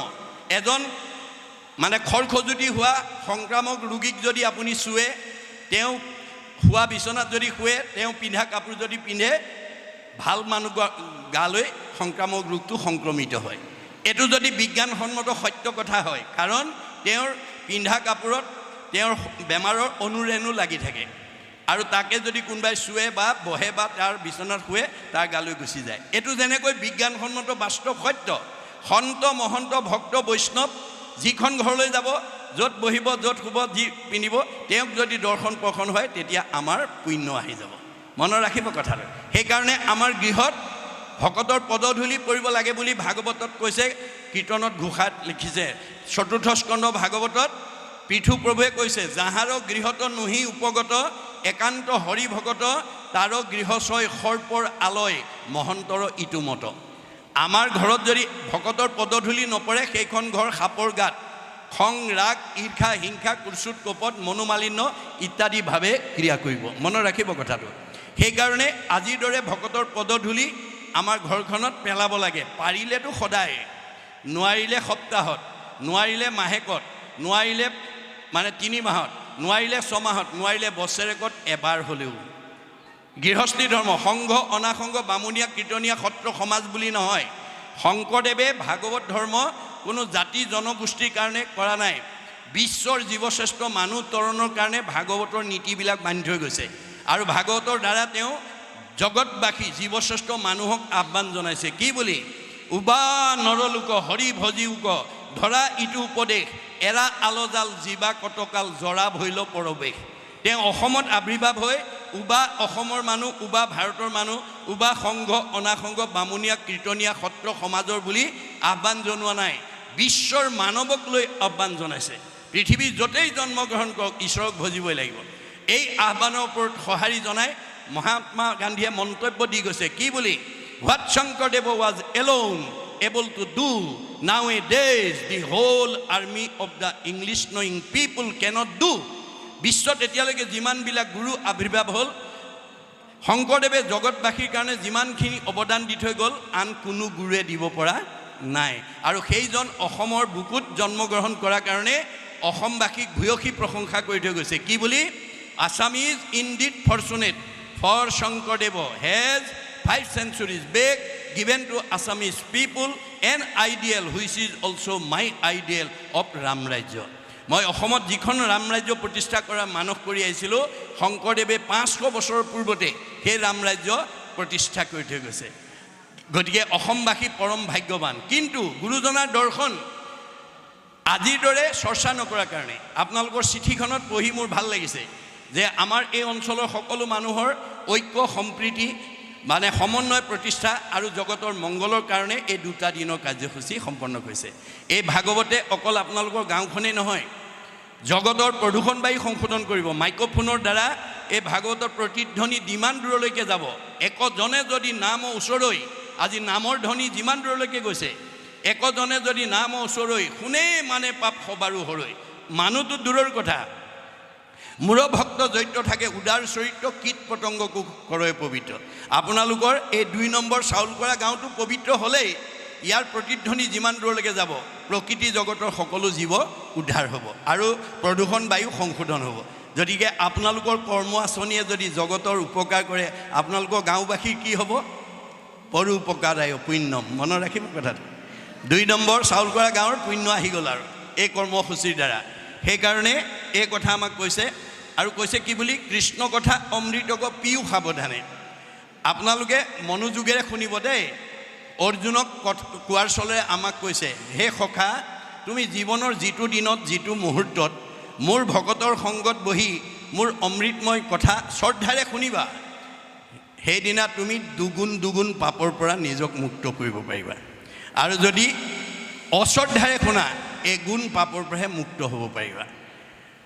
অপৰম মংগল নাম যিপুনু শ্ৰদ্ধায়ে শুনৈ, হৰৈ পাপ তাহাৰ দুগুণ, অনিচ্ছাত এক গুণ, শ্ৰদ্ধাত দুগুণ নাম। এহিমতে বুজিবা অৰ্জুন। আজি ইয়ালৈ অহা সকলোৱে যদি একান্ত মনে শুনে দুগুণ পাপৰ পৰা নাহো। কিন্তু ভগৱানে আকৌ অৰ্জুনক ৰহস্যতা কথা কৈছে কি বুলি, যে 2 নম্বৰ চাউলকৰা গাঁৱৰ এই ভাগৱত বাখ্যালৈ আমন্ত্ৰণ কৰি অনা সকলোৱে যদি একান্ত মনে শুনি দিয়ে, সবকে যদি মই সমান পুণ্য দি পেলাই বৈকুণ্ঠলৈ পঠিয়াই দিবলগীয়া হয়, 2 নম্বৰ চাউলকৰা গাঁৱত মোৰ মায়াৰ বজাৰখনেই বন্ধ হৈ যাব। কাৰণ মই জীৱবিলাকক লৈহে খেলা কৰি আছোঁ। গতিকে ভাগৱত শুনিবলৈ অহা কাৰোবাক মই মোৰ মায়া নামৰ শক্তি এটা পঠাই পেলাই ভাগৱত শুনাৰ পৰা গ্ৰাম্য কথা পঠাই দিম, চাহ তামোল খোৱা কথা ভবাই দিম, ঘৰত এৰি থৈ অহা কথাকেইটা ভবাই দিম, ল'ৰা ছোৱালীৰ কথা ভবাই দিম। ৰীতে হং য়ৎ প্ৰতীয়েত ন প্ৰতীয়েত স্বাত্মানি তৎ অবিদ্যাত্মানো যথা য়ভাসো যথা তমঃ। গতিকে মায়া নামৰ শক্তিয়ে যাতে আমাক ভাগৱতৰ কথাৰ পৰা মনটো যাতে আনফালে লৈ যাব পৰা নহয়, তাৰ কাৰণে সাৱধান হ'ব। মনটো অঁতৰাই নিলেই নম্বৰ কমাই দিব আপোনাৰ মনটো। সেইকাৰণে কৈছে কৃষ্ণ কথা অমৃত পিও সাৱধানে, সাৱধানতা অৱলম্বন কৰিব, তেতিয়া লাভ হ'ব। যদি অন্যমনস্ক হৈ শুনে আপুনি লাভৱান নহ'ব। আপুনি বাস্তৱত যদি চাই, স্কুল একেখনেই, 10ম মানৰ ছাত্ৰ ছাত্ৰী, পঢ়ুৱা মাষ্টৰ একেখনেই, প্ৰশ্ন কাকত একেখনেই, কিন্তু ফলাফল বেলেগ বেলেগ। একেখন স্কুলৰ 10ম মানৰ ছাত্ৰ ছাত্ৰীয়ে মেট্ৰিক পৰীক্ষা দি একেখন প্ৰশ্ন উত্তৰ লিখি কোনোবাই ষ্টেণ্ড কৰে, কোনোবাই ডিষ্টিংশ্যন পায়, কোনোবাই ষ্টাৰ পায়, কোনোবাই লেটাৰ পায়, কোনোবাই ফাৰ্ষ্ট ডিভিজন, কোনোবাই ছেকেণ্ড ডিভিজন, কোনোবাই থাৰ্ড ডিভিজন, কোনোবাই ফেইল কৰে। ৰহস্য ক'ত? দাৰ্শনিক পণ্ডিতে কৈছে মোৰ ইউ ৰিড মোৰ ইউ লাৰ্ণ। যি ছাত্ৰই বেছি পঢ়িব সি বেছি জ্ঞান আয়ত্ব কৰিব। মধ্যম পঢ়াজনে মধ্যম পাব, কম পঢ়াজনে কম পাব। গতিকে ছাত্ৰানাং অধ্যয়নং তপ। গতিকে আমাৰ ছাত্ৰৰ জীৱনৰ মূল লক্ষ্য হৈছে অধ্যয়ন। তাৰ পৰা যাতে আমাৰ মনটো আঁতৰি যাব লগা নহয়, তাৰ প্ৰতি আমি গুৰুত্ব দিব লাগিব। কৰিও যতনে যাৱে প্ৰাণ থাকে, জীয়াই থকালৈকে আপোনালোকে আজিৰ দৰে ঈশ্বৰৰ কথা শুনিবলৈ গুৰুত্ব দিব লাগিব। ঘূৰ কলি যুগে মলমতি মনুষ্যৰ নাহি আন ধৰ্ম হৰি কীৰ্তনত পৰ। এতিয়া আমাৰ কি কৈছে, কলি যুগৰ মানুহবিলাক মলমতি, মলযুক্ত হৈ থাকে। নাহি আন ধৰ্ম হৰি কীৰ্তনত পৰে। ভগৱন্তৰ কথা নুশুনিলে আৰু আমাৰ সেই মলৰ পৰা আমি মুক্ত হ'ব নোৱাৰিম। কি মল? শৰীৰত আছে কলিকৃত যত দুখ। আমাৰ শৰীৰত কলি দুখ আছে, মায়াৰ দুখ আছে। গতিকে আমাৰ কলিমল আৰু মায়ামলে আমাৰ মনৰ দুটা ফালে আচ্ছাদন কৰি ৰাখে শাস্ত্ৰৰ মতে। গতিকে কপিলে কৈছে, মা তোমাৰ মনৰ এপিঠিত মায়ামল, এপিঠিত কলিমল লগাই থৈছে। গতিকে তুমি এই দুইটা মলৰ পৰা যেতিয়ালৈকে মনটো মুক্ত নকৰিবা, আকাশত ডাৱৰ থাকিলে যেনেকৈ সূৰ্যটো দেখা নাপায়, তোমাৰ মনত যদি কলিমল আৰু মায়ামলে আসন্ন কৰি ৰাখে, তেতিয়াহ'লে তুমি মোক দেখা নাপাবা। এতিয়া কলিমল ক'ৰ পৰা আহে, কেনেকৈ আহে? আমাৰ শাস্ত্ৰত কৈছে, ব্ৰহ্মাৰ তনুৰ পৰা কলি উপজিলা, পৰম দাৰুণ বেশ বিৰিঞ্চি দেখিলা, কোন কৰ্ম কৰোঁ প্ৰভু কৰিও আদেশ, দিও ৰাজ পদ তজু পাওঁ উপদেশ। গ'লে ব্ৰহ্মাৰ দেহৰ পৰা কলি উৎপত্তি হৈ বাপেকক দাবী কৰিছে। দেউতা জন্ম দিলেই নহ'ব, ভোগৰ সামগ্ৰী গোটাই দিয়া। যিটো পুত্ৰই জন্ম হৈয়ে বাপেকক ভোগৰ সামগ্ৰী বিচাৰিলে, শুনিয়া ব্ৰহ্মাচাৰী মুখে গুণিয়া চাহিলা, তাৰো ভাৱ দেখি তাকক কলি নাম দিলা।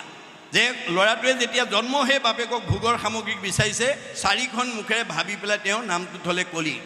আৰু সামগ্ৰী গোটাই দিলে কি? মলিনী নলিনী নামে 2 ভাৰ্যা দিলা, দুহান্তৰ হন্তে 4 পুত্ৰ উপজিলা। বাহ্যিকত 2গৰাকী ভাৰ্যা, আধ্যাত্মিকত ৰাগ দেশ, দুটা সামগ্ৰী দিলে। তাৰ পৰা কি হ'ল? 4জন পুত্ৰ জন্ম হ'ল। আপোনালোকৰ হৈছে নেকি চাব। কলিৰ পুতেককেইটাৰ নাম কি? কাম ক্ৰোধ লোভ মোহ 4 পুত্ৰ জাত, গৰ্ব অহংকাৰ 2 মন্ত্ৰী যে সাক্ষাৎ। কাম ক্ৰোধ লোভ মোহ 4টা কলিৰ পুতেক, গৰ্ব অহংকাৰ মানে বুদ্ধি দিয়া মন্ত্ৰী, দম্ভ দেশ ঈৰ্ষা অসূয়াক 4জন সেনাপতি পাতি দিলা ব্ৰহ্মাৰ বচন। এইকেইটাক সেনাপতি পাতি দিলে আগ্ৰণুৱা। হিংসা পৈক্ষণ্য ঈৰ্ষা মদমৎসৰক লহকৰ পাতি দিলা কলি দুৰ্মদক। এইকেইটা গুণক লগৰীয়া পাতি দিলে। এই সেই কলি পৰিয়ালৰ 16জনীয়া সদস্য ক'ত থাকে? মনৰ লগত থাকে। এই 16জন তৰিবে নোৱাৰে লোক এহিহে কাৰণ। এই কলিৰ 16টা বেয়া গুণ যাৰ মনত আছে, সি ডেকা ল'ৰাই হওক, গাভৰু ছোৱালীয়ে হওক, বোৱাৰীয়ে হওক, শাহুৱে হওক, পিতৃয়ে হওক, মাতৃয়ে হওক, আজিৰ দৰে অনুষ্ঠানলৈ আহিব নোৱাৰে, ঈশ্বৰৰ কথা শুনিব নোৱাৰে, ভাল চিন্তা কৰিব নোৱাৰে, এইটো মনৰ এপিঠিমল, আন পিঠিত মায়ামল। মায়াৰোত 16টা বেয়া গুণ আছে শাস্ত্ৰ মতে।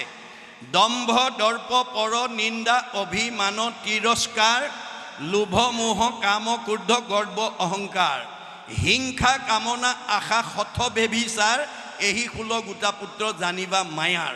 এই 16টা বেয়া গুণ মায়াৰ ক'ত থাকে? মনৰ লগতো থাকে। এই 16 জন তৰিবে নোৱাৰে লোক এহিহে কাৰণ। এতিয়া কলিৰ 16টা, মায়াৰ 16টা, 2 × 32টা বেয়াভাৱে যাৰ মনটো আচন্ন কৰি থাকিব সি কেতিয়াও সৎ চিন্তা কৰিব নোৱাৰিব। মাকে ক'লে উপায়, উপায় আছে। মনশুদ্ধি আদি কৰি যতেক আশ্ৰয় সৎসংগ সবাৰো মূল জানিবা নিশ্চয়। কাপোৰৰ মলি গুচাবলৈ যেনেকৈ চাবোন চাৰ্ফ ব্যৱহাৰ নকৰিলে নহ'ব, আমাৰ মায়ামল আৰু কলিমলৰ পৰা মনটো শুদ্ধ কৰিবলৈ আজিৰ নিচিনা সাধুৰ সংগলৈ আমি আহিব লাগিব। সাধুৰ সংগলৈ নহা পৰ্যন্ত আমাৰ মনৰ মলি কেতিয়াও আঁতৰ নহয়, মনত ৰাখিব। গতিকে সেইকাৰণে কৈছে নাহি আনৰ ধৰ্ম।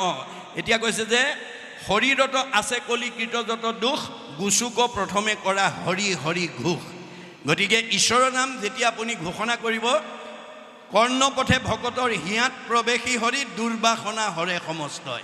জলৰ যতে কমল যেহেন শৰত কালে, স্বভাৱতে নিৰ্মল হয়। খালী বটলত পানী ভৰালে যেনেকৈ তাৰ ভিতৰৰ বায়ুটো ওলাই যাবলৈ বাধ্য হয়, এইটো যেনেকৈ বিজ্ঞানসন্মত বাস্তৱ সত্য। যাৰ কাণেদি কৃষ্ণ কথা সোমাব তাৰ ভিতৰত থকা বেয়া ভাৱবিলাক ওলাই যাবলৈ তেনেকৈ বাধ্য হয়। এই কথাখিনিৰ প্ৰতি আমি গুৰুত্ব দিব লাগিব আৰু ল'ৰা ছোৱালীক এই কথাখিনি আমি বুজাই দিব লাগিব। এতিয়া কৈছে যে কৃষ্ণৰ চৰণে কৰি অশেষ প্ৰণতি, অচ্যুতৰ কিংকৰ শংকৰ নিগদতি। কৃষ্ণৰ চৰণত সেৱা জনাই কৃষ্ণই শংকৰ, ত্ৰিভুৱন বন্দন দৈৱকী নন্দন, জুহৰি মাৰল কংস, জগজন তাৰণ দেৱ নাৰায়ণ, শংকৰ তাকেৰি অংশ। কৃষ্ণই শংকৰ ৰূপে আহি ভাগৱত লিখিবলৈ গৈ তেওঁ কি বুলি কৈছে? মই কৃষ্ণৰ কিংকৰ। কিংকৰ মানে চাকৰ বা দাস, অৰ্থাৎ দাস্যত্ব ভাৱটো দেখুৱাইছে। ইয়াৰ পৰা আমাক কি ক'ব বিচাৰিছে? আপোনালোকৰ 2 নম্বৰ চাউলকৰা গাঁৱত বিভিন্ন জাতি জনগোষ্ঠীৰ লোকে মানুহে বসবাস কৰি আছে, কিন্তু আপুনি গাঁওখনৰ স্বীকৃতি পাবলৈ হ'লে, আপোনাক কোনোবাই মানে স্বীকৃতি দিবলৈ হ'লে আপোনাৰ দাস্যত্ব ভাৱ লাগিব। অহংকাৰী মানুহক কোনো মানুহে ভাল নাপায়। মানুহে ভাল নোপোৱাজন ঈশ্বৰৰ কেতিয়াও প্ৰিয় হ'ব নোৱাৰে। সেইকাৰণে দাৰ্শনিক পণ্ডিতে কৈছে, to become great one we must B humble. আপুনি যদি সমাজত নিজক প্ৰতিষ্ঠা কৰিব বিচাৰে, আপুনি নম্ৰ স্বভাৱৰ হ'ব লাগিব। অহংকাৰী মানুহক কেতিয়াও সমাজে স্বীকৃতি নিদিয়ে। অহংকাৰ 5 প্ৰকাৰে আহে প্ৰধানকৈ দেই, মনত ৰাখিব। এই 5টা ভাৱে যাতে আমাৰ তেওঁ থকা হৃদয়খনত যাতে অৱস্থান ল'ব নোৱাৰে, তাৰ কাৰণে সাৱধান হ'ব লাগে। তাৰ কাৰণে ভাগৱত শুনিবলৈ আহিব লাগে। ভাগৱতে আমাৰ মন পবিত্ৰ হোৱা কথা কৈ আছে, যে আমাৰ মনটো কেনেকৈ আমি শুদ্ধ কৰি ৰাখিব পাৰোঁ। শুদ্ধ মন সদায় আনন্দত থাকিব, শান্তিত থাকিব, চেহেৰা ভাল হ'ব, আয়ুস বাঢ়িব। আৰু অশুদ্ধ মনত দুখ দুৰ্গতি নুগুচা হ'ব, আয়ুস কমিব, চেহেৰা বেয়া হ'ব। কথা সিমানেই আৰু, বেছি জানিব নালাগে দেই। গতিকে আমি মাত্ৰ 2টা, আন্ধাৰ পোহৰ, দিন ৰাতি, সুখ দুখ, ভাল বেয়া, সত্য অসত্য, মানে ভক্তি মায়া, তপ্তু বতুম, 2টা ওপৰতে আমাৰ জীৱনশৈলীৰ কথা কৈ আছে ভাগৱতে। 2টা দিশৰ মাজেদি আমাৰ নীতিবিলাকৰ কথা কৈ আছে। গতিকে আমি ইয়াৰ পৰা এই নীতিবিলাক আমি বুটলি ল'ব লাগিব। বেয়াটো এৰিব লাগিব, ভালটো ল'ব লাগিব। আমাৰ স্বভাৱটো ৰাজহাঁহৰ দৰে হ'ব লাগিব। ৰাজহাঁহৰ স্বভাৱ কি? নীৰ এৰি ক্ষীৰ খায়। ৰাজহাঁহক পানীয়ে গাখীৰে মিলাই দিলে তেওঁ গাখীৰটো চুহি খায়, পানীটো তাতে এৰে। আমাৰ ভকতৰ হ'ল য'তেই নাযাওক ভালটো বুটলি আনিব, বেয়াটো এৰি থৈ আহিব। আমাৰ এতিয়া এই কথাটো নজনা বহুত মানুহে ভালটো এৰে, বেয়াটো লৈ আহে।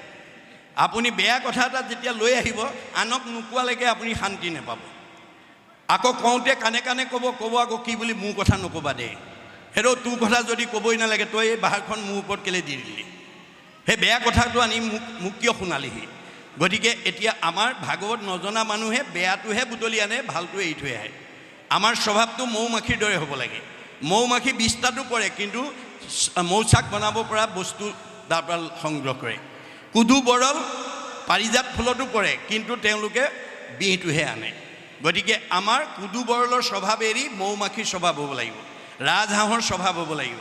ভাগৱত শুনিবলৈ আহি আমাৰ মনটো শুদ্ধ কৰিব লাগিব। বছ ইমানেই কথা। এতিয়া কৈছে যে 2য় স্কন্ধৰ কথা শুনি উৎসুকে বহুত আগ্ৰহেৰে শুনিবলৈ কৈছে। কিউৰিয়চিটি অফ মাইণ্ড, কৌতূহলী মন এটালৈ শুনিব। ইয়াৰ পিছত কি ক'ব, ইয়াৰ পিছত কি ক'ব, এনেকুৱা ভাৱ এটাৰে সৈতে আপোনালোকক আহ্বান জনাইছে। নিৰপতিৰ প্ৰশ্ন পাছে শুনি মুনি সুকে, কৃষ্ণপদ পংকজক হৃদয়ত ধৰি, দিলন্ত সিদ্ধান্ত তাক সাধুৰ বাদ কৰি। গতিকে সুকে পৰীক্ষিতক প্ৰশংসা কৰিছে কি বুলি? ধন্য নৰপতি মতি উত্তম তোমাৰ, পুছিলাহা যিটো কথা সংসাৰতে সাৰ।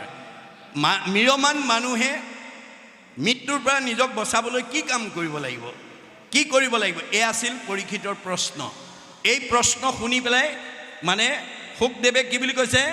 ধন্য নৰপতি মতি উত্তম তোমাৰ, তুমি ধন্য, তোমাৰ উত্তম মন।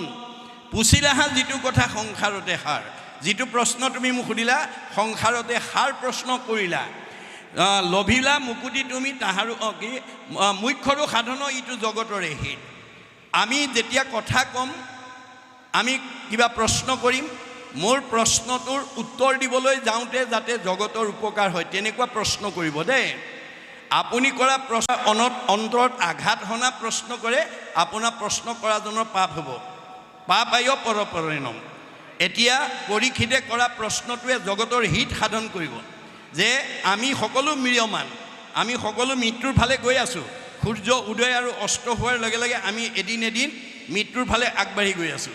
গতিকে আমাৰ মৃত্যুটো স্বাভাৱিক। গতিকে আমি মৃত্যুমুখী মানুহে কি কৰিলে আমি মৃত্যুৰ পৰা নিজক উদ্ধাৰ কৰিব পাৰিম, এয়া আছিল প্ৰশ্ন। সেইকাৰণে কৈছে যে মুখ্যৰো সাধন ইটো জগতৰে হিত, লভিলা মুকুতি যিটো তাহাৰো বাঞ্চিত। গতিকে মুক্তি পোৱাৰ পথ তুমি বাছি ল'লা, এইখিনিলৈকে আমাক ক'লে। ইয়াৰ পিছৰ পদে কি ক'ব আমি আকৌ পুনৰ পদবন্ধে আলোচনা কৰিম। বাহক।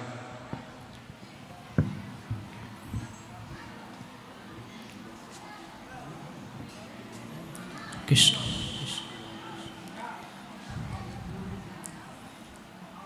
নাহি জ্ঞান যাৰ জাতি, ধৰ্ম মাত্ৰ কৰে, নিতে বলি বিশ্ব পাঞ্চ যজ্ঞ আচৰে, তাহাৰ শ্ৰোতব্য কথা আছে অসংখ্যাত,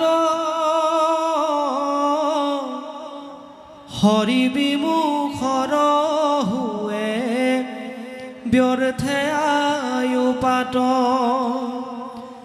দিন ভৈলে ধন কুটুম্বৰ চিন্তা কৰে, নিদ্ৰা স্ত্ৰী আলাপনে ৰাত্ৰি আয়ু হৰে, মিছা বিষয়ক মাত্ৰ কৰে অভিলাষ, সিহেতু নেদেখে নৰে আপোন বিনাশ, হেন জানি যাৰ ইচ্ছা মুখ্য সৰ্বথা, পৰীক্ষিত দেৱে শুনিও কৃষ্ণ কথা, দিবে চিত্ত কৃষ্ণ গুণ নাম কীৰ্তনত, কৃষ্ণ ৰেখে পাদ পদ্ম স্মৰিবে মনত, নাৰায়ণ স্মৰণেহে পৰম মংগল, এহি মানে জীৱনৰ জন্মৰ সাফল, অন্তকালে হৰি স্মৰে যিটো ভাগ্যৱন্ত, তাহাৰ মহিমা কহি কোনে পাৱে অন্ত, যিটো ব্ৰহ্মময় দেশে জগত নিখিল, যত পাপ পুণ্য সমস্তত নিৱৰ্তিল, হৰিৰ কথাত তাৰ ৰতি অবিশ্ৰাম, সদায় মুখত ৰাম কৃষ্ণ নাম বলিবা অপূৰ্ব কিনো কহিলা হামুনি ইটো কথা একো পুৰুষতো নতো শুনি শুনা সাৱধানে আৰু নৃপতি উত্তৰ ইটো মহাভাগৱত শাস্ত্ৰ বৈকুণ্ঠৰ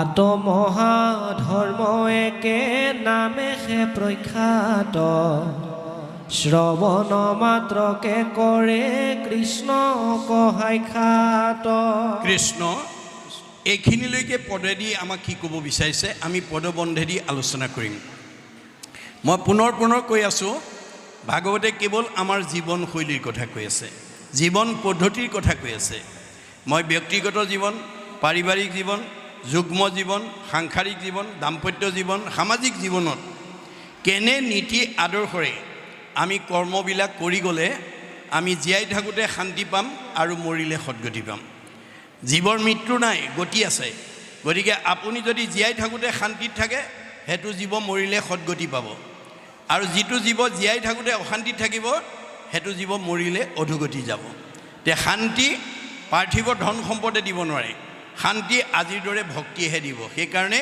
পাৰ্থিৱ সম্পদক মহাপুৰুষে মিছা বুলি ঘোষণা কৰিছে আন যত সবে মিছা ভক্তিৰ অভাৱে আজিটো সঁচা এইটো লগত যাব এইটো ধন লগত যাব আজি কোনোবাই ইয়ালৈকে নাহি পেলাই ব্যৱসায় বাণিজ্য কৰি 10 লাখ টকা বা 50,000 টকা লাভ কৰিব পাৰিব কিন্তু লগত নিব নোৱাৰে বাহ্যিকত আমি যিবোৰ ঘটিছোঁ সেইবোৰ লগত নিব নোৱাৰোঁ যত দেখা ধন শৰীৰৰ স্ৰজন মৰিলে লগে নাযায় আজি ধনটো লগত যাব পৰকালৰ ধন মাধৱৰ নাম তাক লোৱা গলে বান্ধি ঐত এটিক্ষণে এৰা আলজাল পাছে মৰিবাহা কান্দি আজিৰ দিনটো বা অহাকালি দিনটোত আমি পৰকালৰ ধন ঘটাৰ এটা সৌভাগ্য পাই পেলাই আমি যদি হেতু ধন নঘটি কেৱল মাত্ৰ লগত নিব নোৱাৰা ধনৰ পিছত যদি দৌৰি থাকো তেতিয়াহ'লে মোৰ জীৱটোৱে পিছৰ কালত গৈ কান্দিব লাগিব নকৰিও জন্ম বিঠা শুনা ইটো কৃষ্ণ কথা ফুৰা ৰাম নাম গলে বান্ধি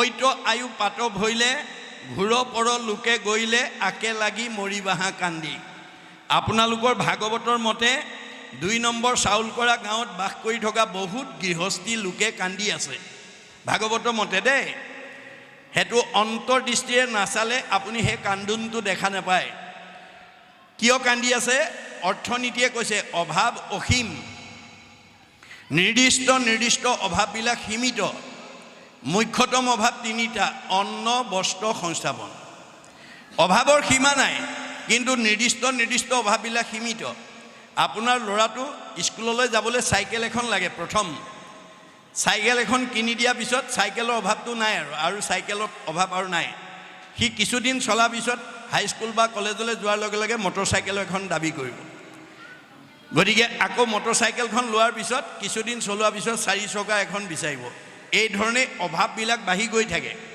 নিৰ্দিষ্ট অভাৱবিলাক সীমাবদ্ধ হৈ ৰৈ যায় কিন্তু মুখ্যতম অভাৱ 3টা অন্ন বস্ত্ৰ সংস্থাপন আজি চাউল 2 নম্বৰ চাউল কৰা গাঁৱত কোনোবা গৃহস্থীয়ে দুবেলা দুমুঠি মনে ভবা মতে খাবলৈ নোপোৱাৰ কাৰণে ল'ৰা ছোৱালীক খুৱাব নোৱাৰাৰ কাৰণে কাষৰ মানুহঘৰে আজাদিত নিজেও খাইছে ল'ৰা ছোৱালীক খোৱা দেখি অভাৱী ঘৰে কান্দি আছে বস্ত্ৰ সমাজৰ লগত খাপ খোৱা এযোৰ বস্ত্ৰ নিজে পিন্ধিব নোৱাৰাৰ কাৰণে ল'ৰা ছোৱালীক পিন্ধাব নোৱাৰাৰ কাৰণে ওচৰৰ মানুহঘৰে নিজেও পিন্ধিছে ল'ৰা ছোৱালীকো পিন্ধা দেখি অভাৱী ঘৰে কান্দি আছে সংস্থাপন এতিয়া বিজ্ঞানৰ যুগ প্ৰযুক্তিবিদ্যাৰ যুগ সুইচ টিপিলে ফেন ঘূৰে সুইচ টিপিলে পোহৰ আহে সুইচ টিপিলে গীৰ্জাত পানী গৰম হৈ যায় কোনোবাই সুইচ টিপিয়ে গোটেই বিজ্ঞানসন্মতভাৱে অভাৱবিলাক মুক্ত হৈ কৰিছে কাষৰ মানুহঘৰে তেওঁৰ দৰে অভাৱবিলাক মুক্ত কৰিব নোৱাৰি কান্দি আছে ইত্যাদি ইত্যাদি গাঁও একেখনে সীমা একেটাই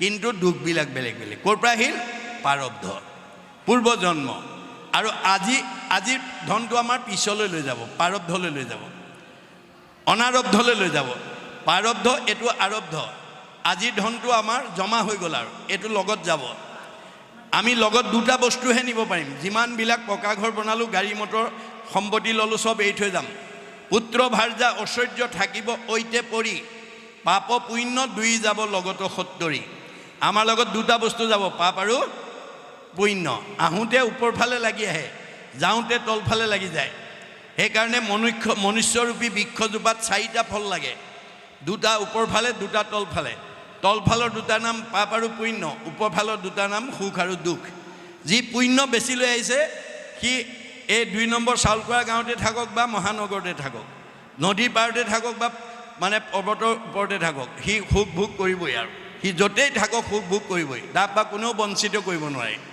গতিকে পুণ্য লৈ আহিলে সুখ আৰু পাপ লৈ আহিলে দুখ বছ সিমানেই আৰু কথা এই কথাকেইটা আমি বুজিব লাগে গতিকে এতিয়া ইয়াত কৈছে যে কিছুমান মানুহে নাহি জ্ঞান যাৰ জাতি ধৰ্ম মাত্ৰ কৰে আজি আমাৰ সমাজত বহুত মানুহৰ প্ৰকৃত জ্ঞানৰ অভাৱ কি জ্ঞান ভক্তি জ্ঞান সৎ জ্ঞানৰ অভাৱ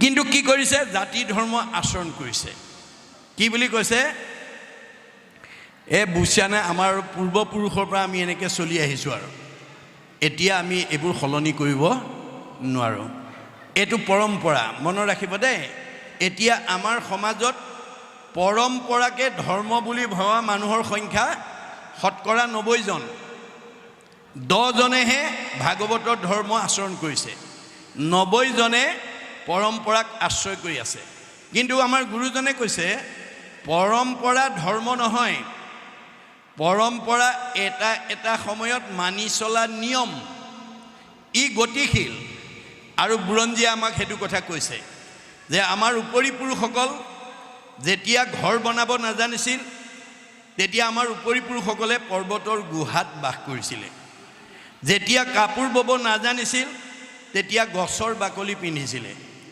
যেতিয়া জুইৰ ব্যৱহাৰ নাজানিছিল তেতিয়া কেঁচা মঙহ খাইছিলে যেতিয়া আজিৰ দৰে পানী ফিল্টাৰ নাছিল তেতিয়া পুখুৰী নদীৰ পানী খাইছিলে এতিয়া খাব নেকি বাৰু নাখায় কাৰণ সভ্যতা গতিশীল জীৱন গতিশীল সুখ দুখ গতিশীল জগত গতিশীল ধৰ্ম গতিশীল পৰম্পৰাও গতিশীল এতিয়া গতিশীলতাৰ পৰম্পৰাৰ লগত যদি আমি নিজক খাপ খুৱাই ল'ব নোৱাৰোঁ আমাৰ জীৱই গতি নাপাব পৰম্পৰাই আমাক গতি দিব নোৱাৰে মনত ৰাখিব কথাটো শংকৰদেৱে কৈছে সব পৰম্পৰা এৰিবও নালাগে সব পৰম্পৰা ধৰিবও নালাগে যিবিলাক পৰম্পৰাত বাস্তৱতা আছে শাস্ত্ৰসন্মত দিশ আছে দৰ্শন আছে আৰু বিজ্ঞান আছে এই চাৰিটা বস্তু যিটো পৰম্পৰাত আছে সেইটো শাশ্বত পৰম্পৰা পৃথিৱী থকালৈকে মানুহ জাতি থকালৈকে সেইটো পৰম্পৰা আমি মানি চলিব লাগিব যিকেইটা পৰম্পৰাত এই বস্তুকেইটা নাই সেইবোৰ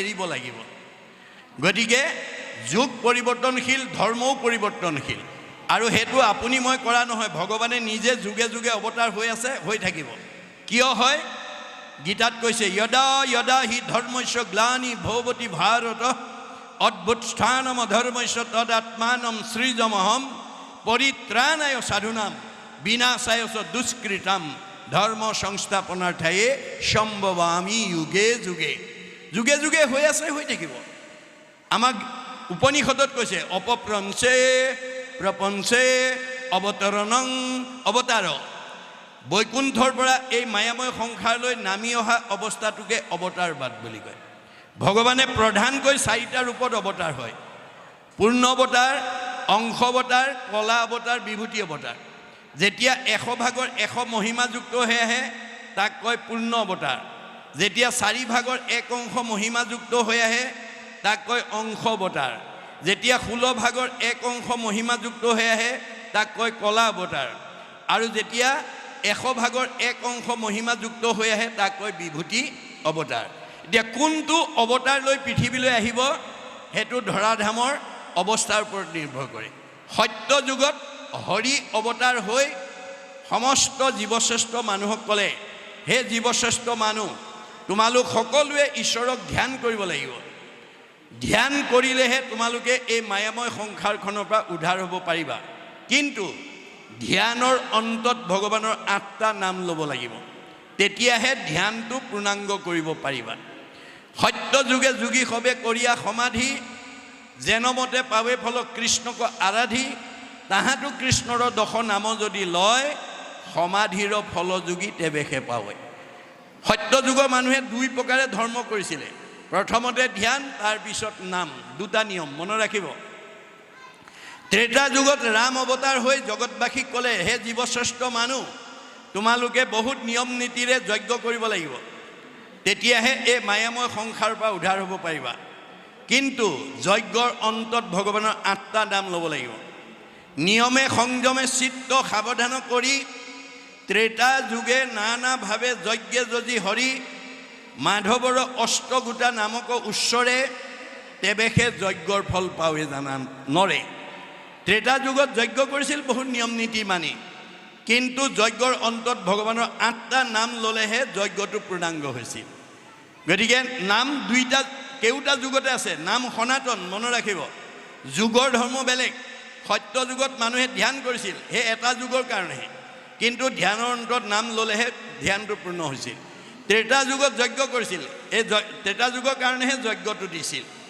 যজ্ঞৰ অন্তত ভগৱানৰ নাম লৈছিল দুটা নিয়মত ধৰ্ম আচৰণ কৰিছিল দ্বাপৰ যুগত কৃষ্ণ অৱতাৰ হৈ সমস্ত জীৱশ্ৰেষ্ঠ মানুহক ক'লে যে হে জীৱশ্ৰেষ্ঠ মানুহ তোমালোকে পূজা কৰিলেহে ভগৱানক পূজা কৰিলেহে তোমালোকে এই সংসাৰৰ পৰা উদ্ধাৰ হ'ব পাৰিবা নানান কিন্তু পূজাৰ অন্তত ভগৱানৰ 12টা নাম ল'ব লাগিব তেতিয়াহে তোমালোকে মানে পূজাটো পূৰ্ণাংগ হ'ব নানা তন্ত্ৰে মন্ত্ৰে পূজা কৰে দাপৰত হৰিৰ দ্বাদশ নাম জপয় সতত নাম কীৰ্তন একে সাংগ কৰয় পূজাক তেৱেহে পূজাৰ ফল পাৱে জানা তাক মাধৱদেৱে নাম মালিকত এইবোৰ কথা লিখি থৈ গৈছে আৰু এই 3টা যুগত আমাৰ দুটা নিয়ম ধ্যান আগ নাম পাছ যজ্ঞ আগ নাম পাছ পূজা আগ নাম পাছ যুগ ধৰ্ম কৰাৰ পিছত নাম এই 3টা যুগতে আছে আৰু কলি যুগৰ মানুহৰ কাৰণে আমাক কি থৈ গ'ল আমাৰ মাধৱদেৱে ঘোষাত লিখিছে ধন্য ধন্য কলিৰ লোকৰ মহাভাগ সৰ্বধৰ্ম ঠেলি হৰি নাম বইলা আগ আমাৰ কলি যুগৰ মানুহৰ কাৰণে কেৱল নামহে থৈ গ'ল বাকীবিলাক ধৰ্ম কৃষ্ণৰ লগত গুচি গ'ল বুলি কৈছে ভাগৱতত আন ধৰ্ম কৃষ্ণৰ লগতে গুচি গৈলা একস্থান হুয়া হৰি নাম মাত্ৰ ৰৈলা এতেকেহে নামত সমস্ত পুণ্য পায় জানিয়া যতনে ফুৰা হৰি গুণ গায় নামে তপ নামে জপ নামে যুগ ধ্যান নামে দান নামে পুণ্য কোটি তীৰ্থ স্নান নামে ধন জনবন্ধু নামে পিতা মাতা নামে নিজ সুহৃদ নামেহে গতি দাতা ইহ পৰ লোকে নাম বিনে গতি নাই চাৰিও বেদৰ ইহে মুখ্য অভিপ্ৰায় 4খন বেদে সিদ্ধান্ত দিছে যে কলি যুগৰ মানুহ নামৰ দ্বাৰাহে তৰিব চাৰিও বেদক ব্ৰহ্মাই আনি বিচাৰিলা 3 প্ৰমাণী স্বয়ং সৃষ্টিকৰ্তা ব্ৰহ্মাই 4খন বেদ আনি 3বাৰ প্ৰমাণ কৰি আমাৰ জগতৰ লোকলৈ কৈছে চাৰিও বেদক ব্ৰহ্মাই আনি বিচাৰিলা 3 প্ৰমাণী এহি মানে মাত্ৰ কৰিলা সাৰ হৰি কীৰ্তনেহে তৰে সংসাৰ যে ভগৱন্তৰ নাম নল'লে কলি যুগৰ মানুহ তৰিব নোৱাৰিব গতিকে এই কথাটো 4 বেদৰ ৰামায়ণ পুৰাণ ভাৰত হৰিকেহে কয় মাত্ৰ সমস্ত শাস্ত্ৰত এই সকলো শাস্ত্ৰই কেৱল কলিত হৰিনামৰ কথাই ক'লে আপুনি মইনো কোন ব্যাসৰ মানে 28,000 শৌনক প্ৰমুখ্যে 28,000 বেদজ্ঞ শাস্ত্ৰজ্ঞ টীকালজ্ঞ এই ধ্যানত ভগৱানক সাক্ষাৎ কৰিব পৰা এই বেদজ্ঞ পণ্ডিতসকলে কলিত কৃষ্ণ বৈকুণ্ঠপৰায়ণ হোৱাৰ লগে লগে পৃথিৱীলৈ কলি আহিল বুলি জানি লগে লগে তেওঁলোকে যজ্ঞ আৰম্ভ কৰিলে ত্ৰেতা যুগৰ যজ্ঞ আৰম্ভ কৰিলে এদিন দুদিন নহয় হাজাৰ বছৰ যজ্ঞ আৰম্ভ কৰি যজ্ঞৰ ধোঁৱাৰে ধোঁৱা বৰণীয়া হৈ গ'ল কিন্তু ফল নাপালে কলিক খেদিব নোৱাৰিলে অৱশেষত উপায়ন্তৰ হৈ সেই সময়লৈকে মানে নিজ জাতি বুলি ঋষি সমাজত বহিবলৈ নিদি কেবা দুজন পিছত বহিবলৈ দিয়া সুতক শৌনকে আহ্বান কৰি আনি গুৰু আসনত বহুৱাই ক'লে কি বুলি ক'লে শৌনক বদতি শুনা সুত মহা মানি পৰম পাতকী কলি পাইলে হেন জানি আৰম্ভিলো যজ্ঞ আশী সহস্ৰ বছৰ হোম ধূৰ্মে ধূৰ্ম বৰ্ণ ভৈলে ক'লে বৰ হেৰা সুত আমি কলি যুগত মানে কৃষ্ণ বৈকুণ্ঠ প্ৰয়াণ লগে লগে কলি আহিল বুলি জানি কলি পাপৰ পৰা আমাক উদ্ধাৰ কৰিবৰ কাৰণে আমি হাজাৰ হাজাৰ বছৰ যজ্ঞ কৰি যজ্ঞৰ ধোঁৱাৰে গা ধোঁৱা বৰণীয়া হৈ গ'ল, ফল একো নাপালোঁ। সম্প্ৰতি তুমি সি চিন্তি উপমহাহিত কৰাই উপপান কৃষ্ণ চৰিত্ৰ অমৃত। এতিয়া তুমি কৃষ্ণ কথা নুশুনালে আৰু আমাৰ গত্যন্তৰ নাই। এতিয়া আমাৰ বিষয়টো হৈছে 28,000 বেদজ্ঞ শাস্ত্ৰজ্ঞ টিকালজ্ঞ ধ্যানত ভগৱানক সাক্ষাৎ কৰিব পৰা দক্ষ ব্যক্তিসকলেও কলি যুগত যজ্ঞ কৰি বিফল হ'ল। আমি সফল হ'ম নেকি বাৰু? এই কথা উপলব্ধি কৰিব লাগিব দেই। উপলব্ধিহে সংস্কাৰ কৰে, উপলব্ধিহে সংস্কাৰ কৰে। আমাক মানে দাৰ্শনিক পণ্ডিতে কৈছে আপোনালোকক প্ৰত্যেককে ভগৱানে কিবা নহয় কিবা এটা প্ৰতিভা দিছে। কাৰোবাক ডাক্তৰ, কাৰোবাক ইঞ্জিনিয়াৰ, কাৰোবাক প্ৰবক্তা, কাৰোবাক অধিবক্তা, বুদ্ধিজীৱী, জ্ঞানী, মানী, খেতিয়ক, ব্যৱসায়ী ইত্যাদি ইত্যাদি। কিন্তু আপোনাক দিয়া প্ৰতিভাটো আপুনি প্ৰণালীবদ্ধ প্ৰয়োগৰ দ্বাৰা বিজ্ঞানলৈ উত্তৰণ কৰিবলৈ শিকিব লাগিব বুলি কৈছে। বিজ্ঞানটোক আকৌ উপলব্ধিৰ দ্বাৰা দৰ্শনলৈ উত্তৰণ কৰিবলৈ শিকিব লাগিব, আৰু দৰ্শনটোক উপলব্ধিৰ দ্বাৰা নি ধৰ্মত নি প্ৰতিষ্ঠা কৰিবলৈ শিকিব লাগিব। তেতিয়া ধৰ্ম ৰক্ষতি ৰক্ষিত, তেতিয়াহে ধৰ্মই আমাক ৰক্ষণাবেক্ষণ দিব। ধৰ্ম এবো হতু হন্তি, ধৰ্মক যদি আপুনি ৰাখিব নোৱাৰে ধৰ্মই আপোনাক ৰাখিব নোৱাৰে। এতিয়া ধৰ্মক ৰাখিবলৈ হ'লে আমাৰ 10টা গুণ মানে প্ৰহ্লাদৰ দৰে লাগিব। ধীতি, ক্ষমা, দম, অস্তেয়, শৌচম, ইন্দ্ৰিয় নিগ্ৰহ, ধী, বিদ্যা, সত্যম, অক্ৰোধ, দশকম হি ধৰ্ম লক্ষণ। 10টা ধৰ্মৰ গুণ থাকিব লাগিব প্ৰহ্লাদৰ দৰে দেই। ৰাখে হৰি মাৰে কোনে, মাৰে হৰি ৰাখে কোনে, হৰিয়ে নাৰাখিলে জৰিয়ে ৰাখিব নোৱাৰে। এই সুদৃঢ় বিশ্বাস লাগিব প্ৰহ্লাদৰ দৰে, তেতিয়াহে আমাক ধৰ্মই ৰাখিব। সেইকাৰণে দাৰ্শনিক পণ্ডিতে কৈছে systematic knowledge is science, realize science is philosophy, realize philosophy is religion, religion is the highest sense of philosophy. প্ৰণালীবদ্ধ জ্ঞানক বিজ্ঞান বুলি কৈছে। বিজ্ঞানটো যেতিয়া উপলব্ধি কৰিব ধৰ্ম, দৰ্শন, দৰ্শনটোক যেতিয়া উপলব্ধি কৰিব ধৰ্ম, ধৰ্মতকৈ আৰু শ্ৰেষ্ঠ দৰ্শন পৃথিৱীত নাই। শংকৰদেৱে এটা বাক্যত বুজাই দিছে কি বুলি? যতে ক দেখা খোজ সমুদায়, হস্থিৰ খোজত সবে লুকায়, এহিমতে যত বিশ্ব সমস্ত, কৃষ্ণতে জানা সবে যাই অস্ত। প্ৰকৃতি জগতত যিমানবিলাক জীৱ জন্তু আছে সকলো জন্তুৰ খোজ হাতীৰ খোজত লুকাই যায়। হাতীৰ খোজতকৈ আৰু ডাঙৰ খোজ একো প্ৰাণীৰে নাই। এই পৃথিৱীত যিমান ডাঙৰ মানুহ আছে ৰাষ্ট্ৰপতিও কৃষ্ণতে বিলীন হ'ব, সাধাৰণ নাগৰিকো কৃষ্ণতে বিলীন হ'ব, MLA মিনিষ্টাৰো কৃষ্ণতে বিলীন হ'ব, ঠেলাওলা ৰিক্সাওলাও কৃষ্ণতে বিলীন হ'ব। আপোনালোকৰ 2 নম্বৰ এই চাউলকৰা গাঁৱৰ ধনী মানুহজনো কৃষ্ণতে বিলীন হ'ব, দুখীয়া মানুহজনো কৃষ্ণতে বিলীন। কৃষ্ণৰ ব্যতিৰেকে আৰু নাই। সেইকাৰণে গুৰুজনে আমাক কৈছে কৃষ্ণক পুজিলে পূজা সমস্তৰে হয়, পৃথকে পুজিলে পূজা কেহু নলয়। আমাৰ কৃষ্ণক যদি আমি ৰাখিব পাৰোঁ, কৃষ্ণক যদি সন্তুষ্ট কৰিব পাৰোঁ, বাকী ব্ৰহ্মাকে প্ৰমুখ্য কৰি 33 কোটি দেৱতা নিজেই সন্তুষ্ট হৈ যাব। যিজনৰ ত্ৰিপিটিত তুষ্ট হ'ব দেও, জানিবা সিজন পিতৃ একক কৃষ্ণ দেও। আমাৰ সকলোৰে পিতৃ কৃষ্ণ, আমি তেওঁৰে সন্তান। গতিকে সেই কৃষ্ণক যদি আমি সন্তুষ্ট কৰিব পাৰোঁ তেতিয়া আন দেৱ দেৱতা আপোনা আপুনি সন্তুষ্ট হ'ব। গুৰুজনে কৈছে যিটোজনে যাই হৰি নাম সেবি, পাছত ফুৰে যত দেৱদেৱী, যতেক তীৰ্থে তাক স্তুতি কৰৈ, তাৰ বায়ু পাপ সমস্ত হৰৈ। আপুনি যদি ক'ৰবালৈ যাত্ৰা কৰিলে কৃষ্ণ বুলি যাত্ৰা কৰি যায়, কৃষ্ণ আপোনাৰ পিছত যাবলৈ বাধ্য হয়, আৰু কৃষ্ণ য'ত যাব তেওঁৰ আজ্ঞাবাহী 33 কোটি দেৱতা তালৈ যায়। আজি যদি আপোনালোকৰ ইয়ালৈ মুখ্যমন্ত্ৰী আহিলেহেঁতেন, আপোনালোকৰ সমষ্টি MLA মিনিষ্টাৰৰ পৰা ধৰি মানে দলীয় কৰ্মীবিলাকক বেলেগকৈ চিঠি দি মাতিব নালাগে। আৰু মুখ্যমন্ত্ৰী অহা গম পালে যেনেকৈ দলীয় সকলো মন্ত্ৰী MLA আহি নিজে উপস্থিত হৈ যায়, কৃষ্ণ য'ত যাব সব দেৱতা তালৈ যাবই। গতিকে আমি কৃষ্ণক যাতে ঘৰত ৰাখিব পাৰোঁ, আপুনি কৃষ্ণক বিচাৰিব নালাগে, কৃষ্ণ আপোনাৰ ঘৰ বিচাৰি আহিব। 2 নম্বৰ চাউলকৰা গাঁৱৰ আপোনালোকৰ কাৰোবাৰ ঘৰলৈ কৃষ্ণ নিজে আহিব। কাৰ ঘৰলৈ আহিব? ভাগৱতত কৈছে যেই নাম সেই হৰি, জানা নিষ্ট কৰি নামৰ সংগ নচাৰন্ত হৰি।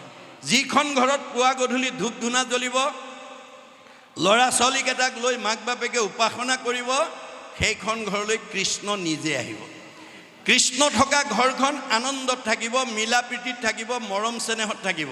শাহুৱেকে বোৱাৰীয়েকক নিজৰ ছোৱালী বুলি ভাবিব, বোৱাৰীয়েকে শাহুৱেকক নিজৰ মাকৰ দৰে ভাবিব, ইজন ককাই ভাইৰ প্ৰতি সিজন ককাই ভাইৰ মৰম চেনেহ থাকিব। সেইখন কৃষ্ণ থকা ঘৰ।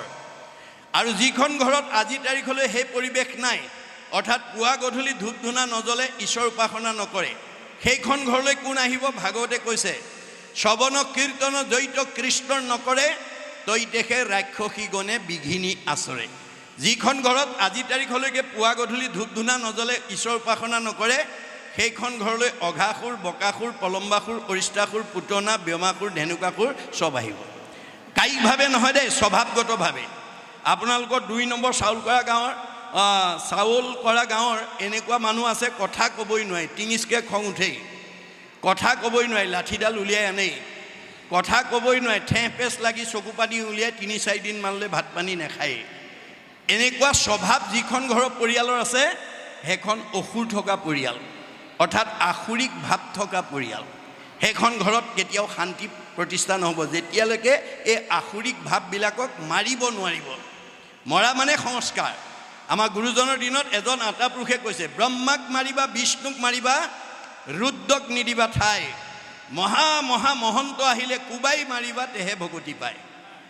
না, ব্ৰহ্মাক মাৰিবা মানে ৰজগুণ মাৰিবলৈ কৈছে, বিষ্ণুক মাৰিবা মানে সত্যগুণ মাৰিবলৈ কৈছে, ৰুদ্ৰক মাৰিবা মানে তমগুণ মাৰিবলৈ কৈছে। এই 3টা গুণ নিৰ্গুণ কৰিব লাগিব। আৰু মহা মহা মহন্ত মানে কাম, ক্ৰোধ, লোভ, মোহ, মদ, মাৎসৰ্য, এইবিলাকক মৰিয়াই মাৰিব লাগিব। অৰ্থাৎ খাবলৈ আহাৰ দিব নালাগিব। খাবলৈ যেতিয়া আহাৰ নাপাব, তেওঁ গুচি যাব। আপোনাৰ ঘৰলৈ অহা বন্ধু বান্ধৱ যদি আপুনি ঈশ্বৰৰ কথা পাতে, সেই পৰচৰ্চা কৰা ভাৱটোৱে আহাৰ খাবলৈ নাপায়, ইয়াৰ তাত থাকিলে আৰু নহ'ব, ওলাই গুচি যাব।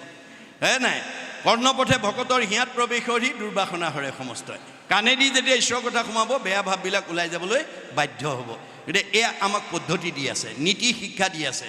সেইকাৰণে কৈছে, নাহি জ্ঞান যাৰ জাতি ধৰ্ম মাত্ৰ কৰে। আজি আমাৰ সমাজত বহুতে জাতি ধৰ্ম কৰিছে, কিন্তু জ্ঞানৰ অভাৱ হৈ আছে। কেনেকৈ কৰিছে? নিতে বলি বিশ্ব পঞ্চ যজ্ঞক আচৰে। আজি ব্যাসে 17খন পুৰাণত লিখা, 17খন পুৰাণত লিখা নীতিমতে আজি আমাৰ শতকৰা 90জন মানুহ চলি আছে। যেনেকৈ 28,000 ঋষিয়ে বিপদগামী হৈ সুতক আনি পেলাই শেষত কৃষ্ণ কথা ক'বলৈ আহ্বান জনালে, যিটো কথা শুনি সুতে কি বুলি কৈছিল? কিনো মহাভাগে তোমাখাৰ আগে, কহিবু কৃষ্ণৰ লীলা, মাধৱৰ কথা সম্যকে পুছিলা, মোক জীৱদান দিলা। হে ঋষি সমস্ত, তোমালোকে আজি মোক কৃষ্ণ কথা ক'বলৈ গৈ মোক জীয়া মানুহ কৰি দিলা। মই এই মুহূৰ্তলৈকে মৰা মানুহ হৈ আছিলোঁ। কৃষ্ণৰ কথাটো মোৰ মহালাভ আছে। কৃষ্ণৰ কীৰ্তনে জাতি অজাতি নাবাচে। মনত ৰাখিব, আজি এই ভাগৱত যদি আপোনালোকে শতবাৰ্ষিকলৈকে আগুৱাই নিব পাৰে, আপোনালোকৰ গাঁওখনত বসবাস কৰি থকা সকলো মানুহ একতাৰ দোলেৰে বান্ধ খাই যাব, আত্মবোধ হৈ যাব। মনত ৰাখিব কথাটো। গতিকে জাতি অজাতি নাবাচে।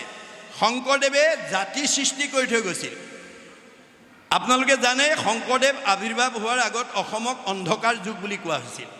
যিটো সময়ত মানুহে ধৰ্মৰ নামত মানুহ বলি দিবলৈ কুণ্ঠাবোধ কৰা নাছিল, তেনে এটা সময়তে শংকৰদেৱ আৱিৰ্ভাৱ হৈ অসমৰ চাৰিওফালে ঘূৰি চাই দেখিলে অসমত বিভিন্ন জাতি উপজাতি মানুহে বসবাস কৰি আছে। এই সকলোবিলাক ঈশ্বৰৰ অমৃতৰ সন্তান। এই আধ্যাত্মিক জ্ঞানটো মই যদি অসমবাসীক দি যাব নোৱাৰোঁ, অনাগত দিনত এওঁলোকে একতাৰ দলেৰে বান্ধ খাব নোৱাৰিব, সমন্বয়ৰ সেতু বান্ধিব নোৱাৰিব। সেইকাৰণে অন্ধকাৰৰ পৰা পোহৰলৈ আনিবৰ কাৰণে অসমক তেওঁ প্ৰথম কি হাতত তুলি লৈছিল? মানে সমাজ সংস্কাৰ দিশটো, সমাজ সংস্কাৰ দিশটো তুলি লৈছিল। আমাৰ দাৰ্শনিক পণ্ডিতে কৈছে যে caste system is the model enemy of socialism. এখন সমাজ গঢ়িবলৈ হ'লে আমাৰ জাতিভেদ প্ৰথা থাকিব নালাগিব। এনে ছ'চিয়েলিজিম কেনট কাম until the caste system is ended. আমি জাতি ভেদ প্ৰথাটো যেতিয়ালৈকে আঁতৰাই দিব নোৱাৰিম তেতিয়ালৈকে আমি সঠিক সমাজ গঢ়িব নোৱাৰিম। শংকৰদেৱে সেই কথা তেতিয়াই বুজি পাইছিলে। বুজি পাই পেলাই তেওঁ কি কৰিলে, সমস্ত জাতি জনগোষ্ঠীৰ পৰা লোকক সংস্কাৰ কৰি লৈ আনিলে। কেনেকৈ আনিলে? ভগৱন্তৰ হাজাৰটা নামৰ পৰা এটা এটা নাম দি লৈ আনিলে। আনি পেলাই সমাজৰ লোকৰ লগত পৰিচয় কৰাই দিলে। কি বুলি?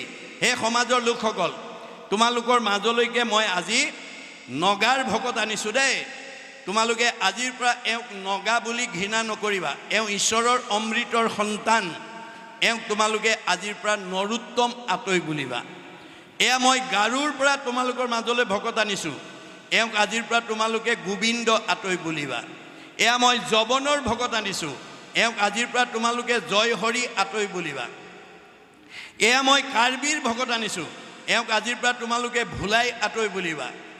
এয়া মই জয়ন্তীয়াৰ ভকত আনিছোঁ। এওঁক আজিৰ পৰা তোমালোকে মাধৱ আতৈ বুলিবা। এয়া মই হীৰাৰ ভকত আনিছোঁ। এওঁক আজিৰ পৰা তোমালোকে মথুৰা দাস আতৈ বুলিবা। এয়া মই আহোমৰ ভকত আনিছোঁ। এওঁক আজিৰ পৰা তোমালোকে নৰহৰি আতৈ বুলিবা।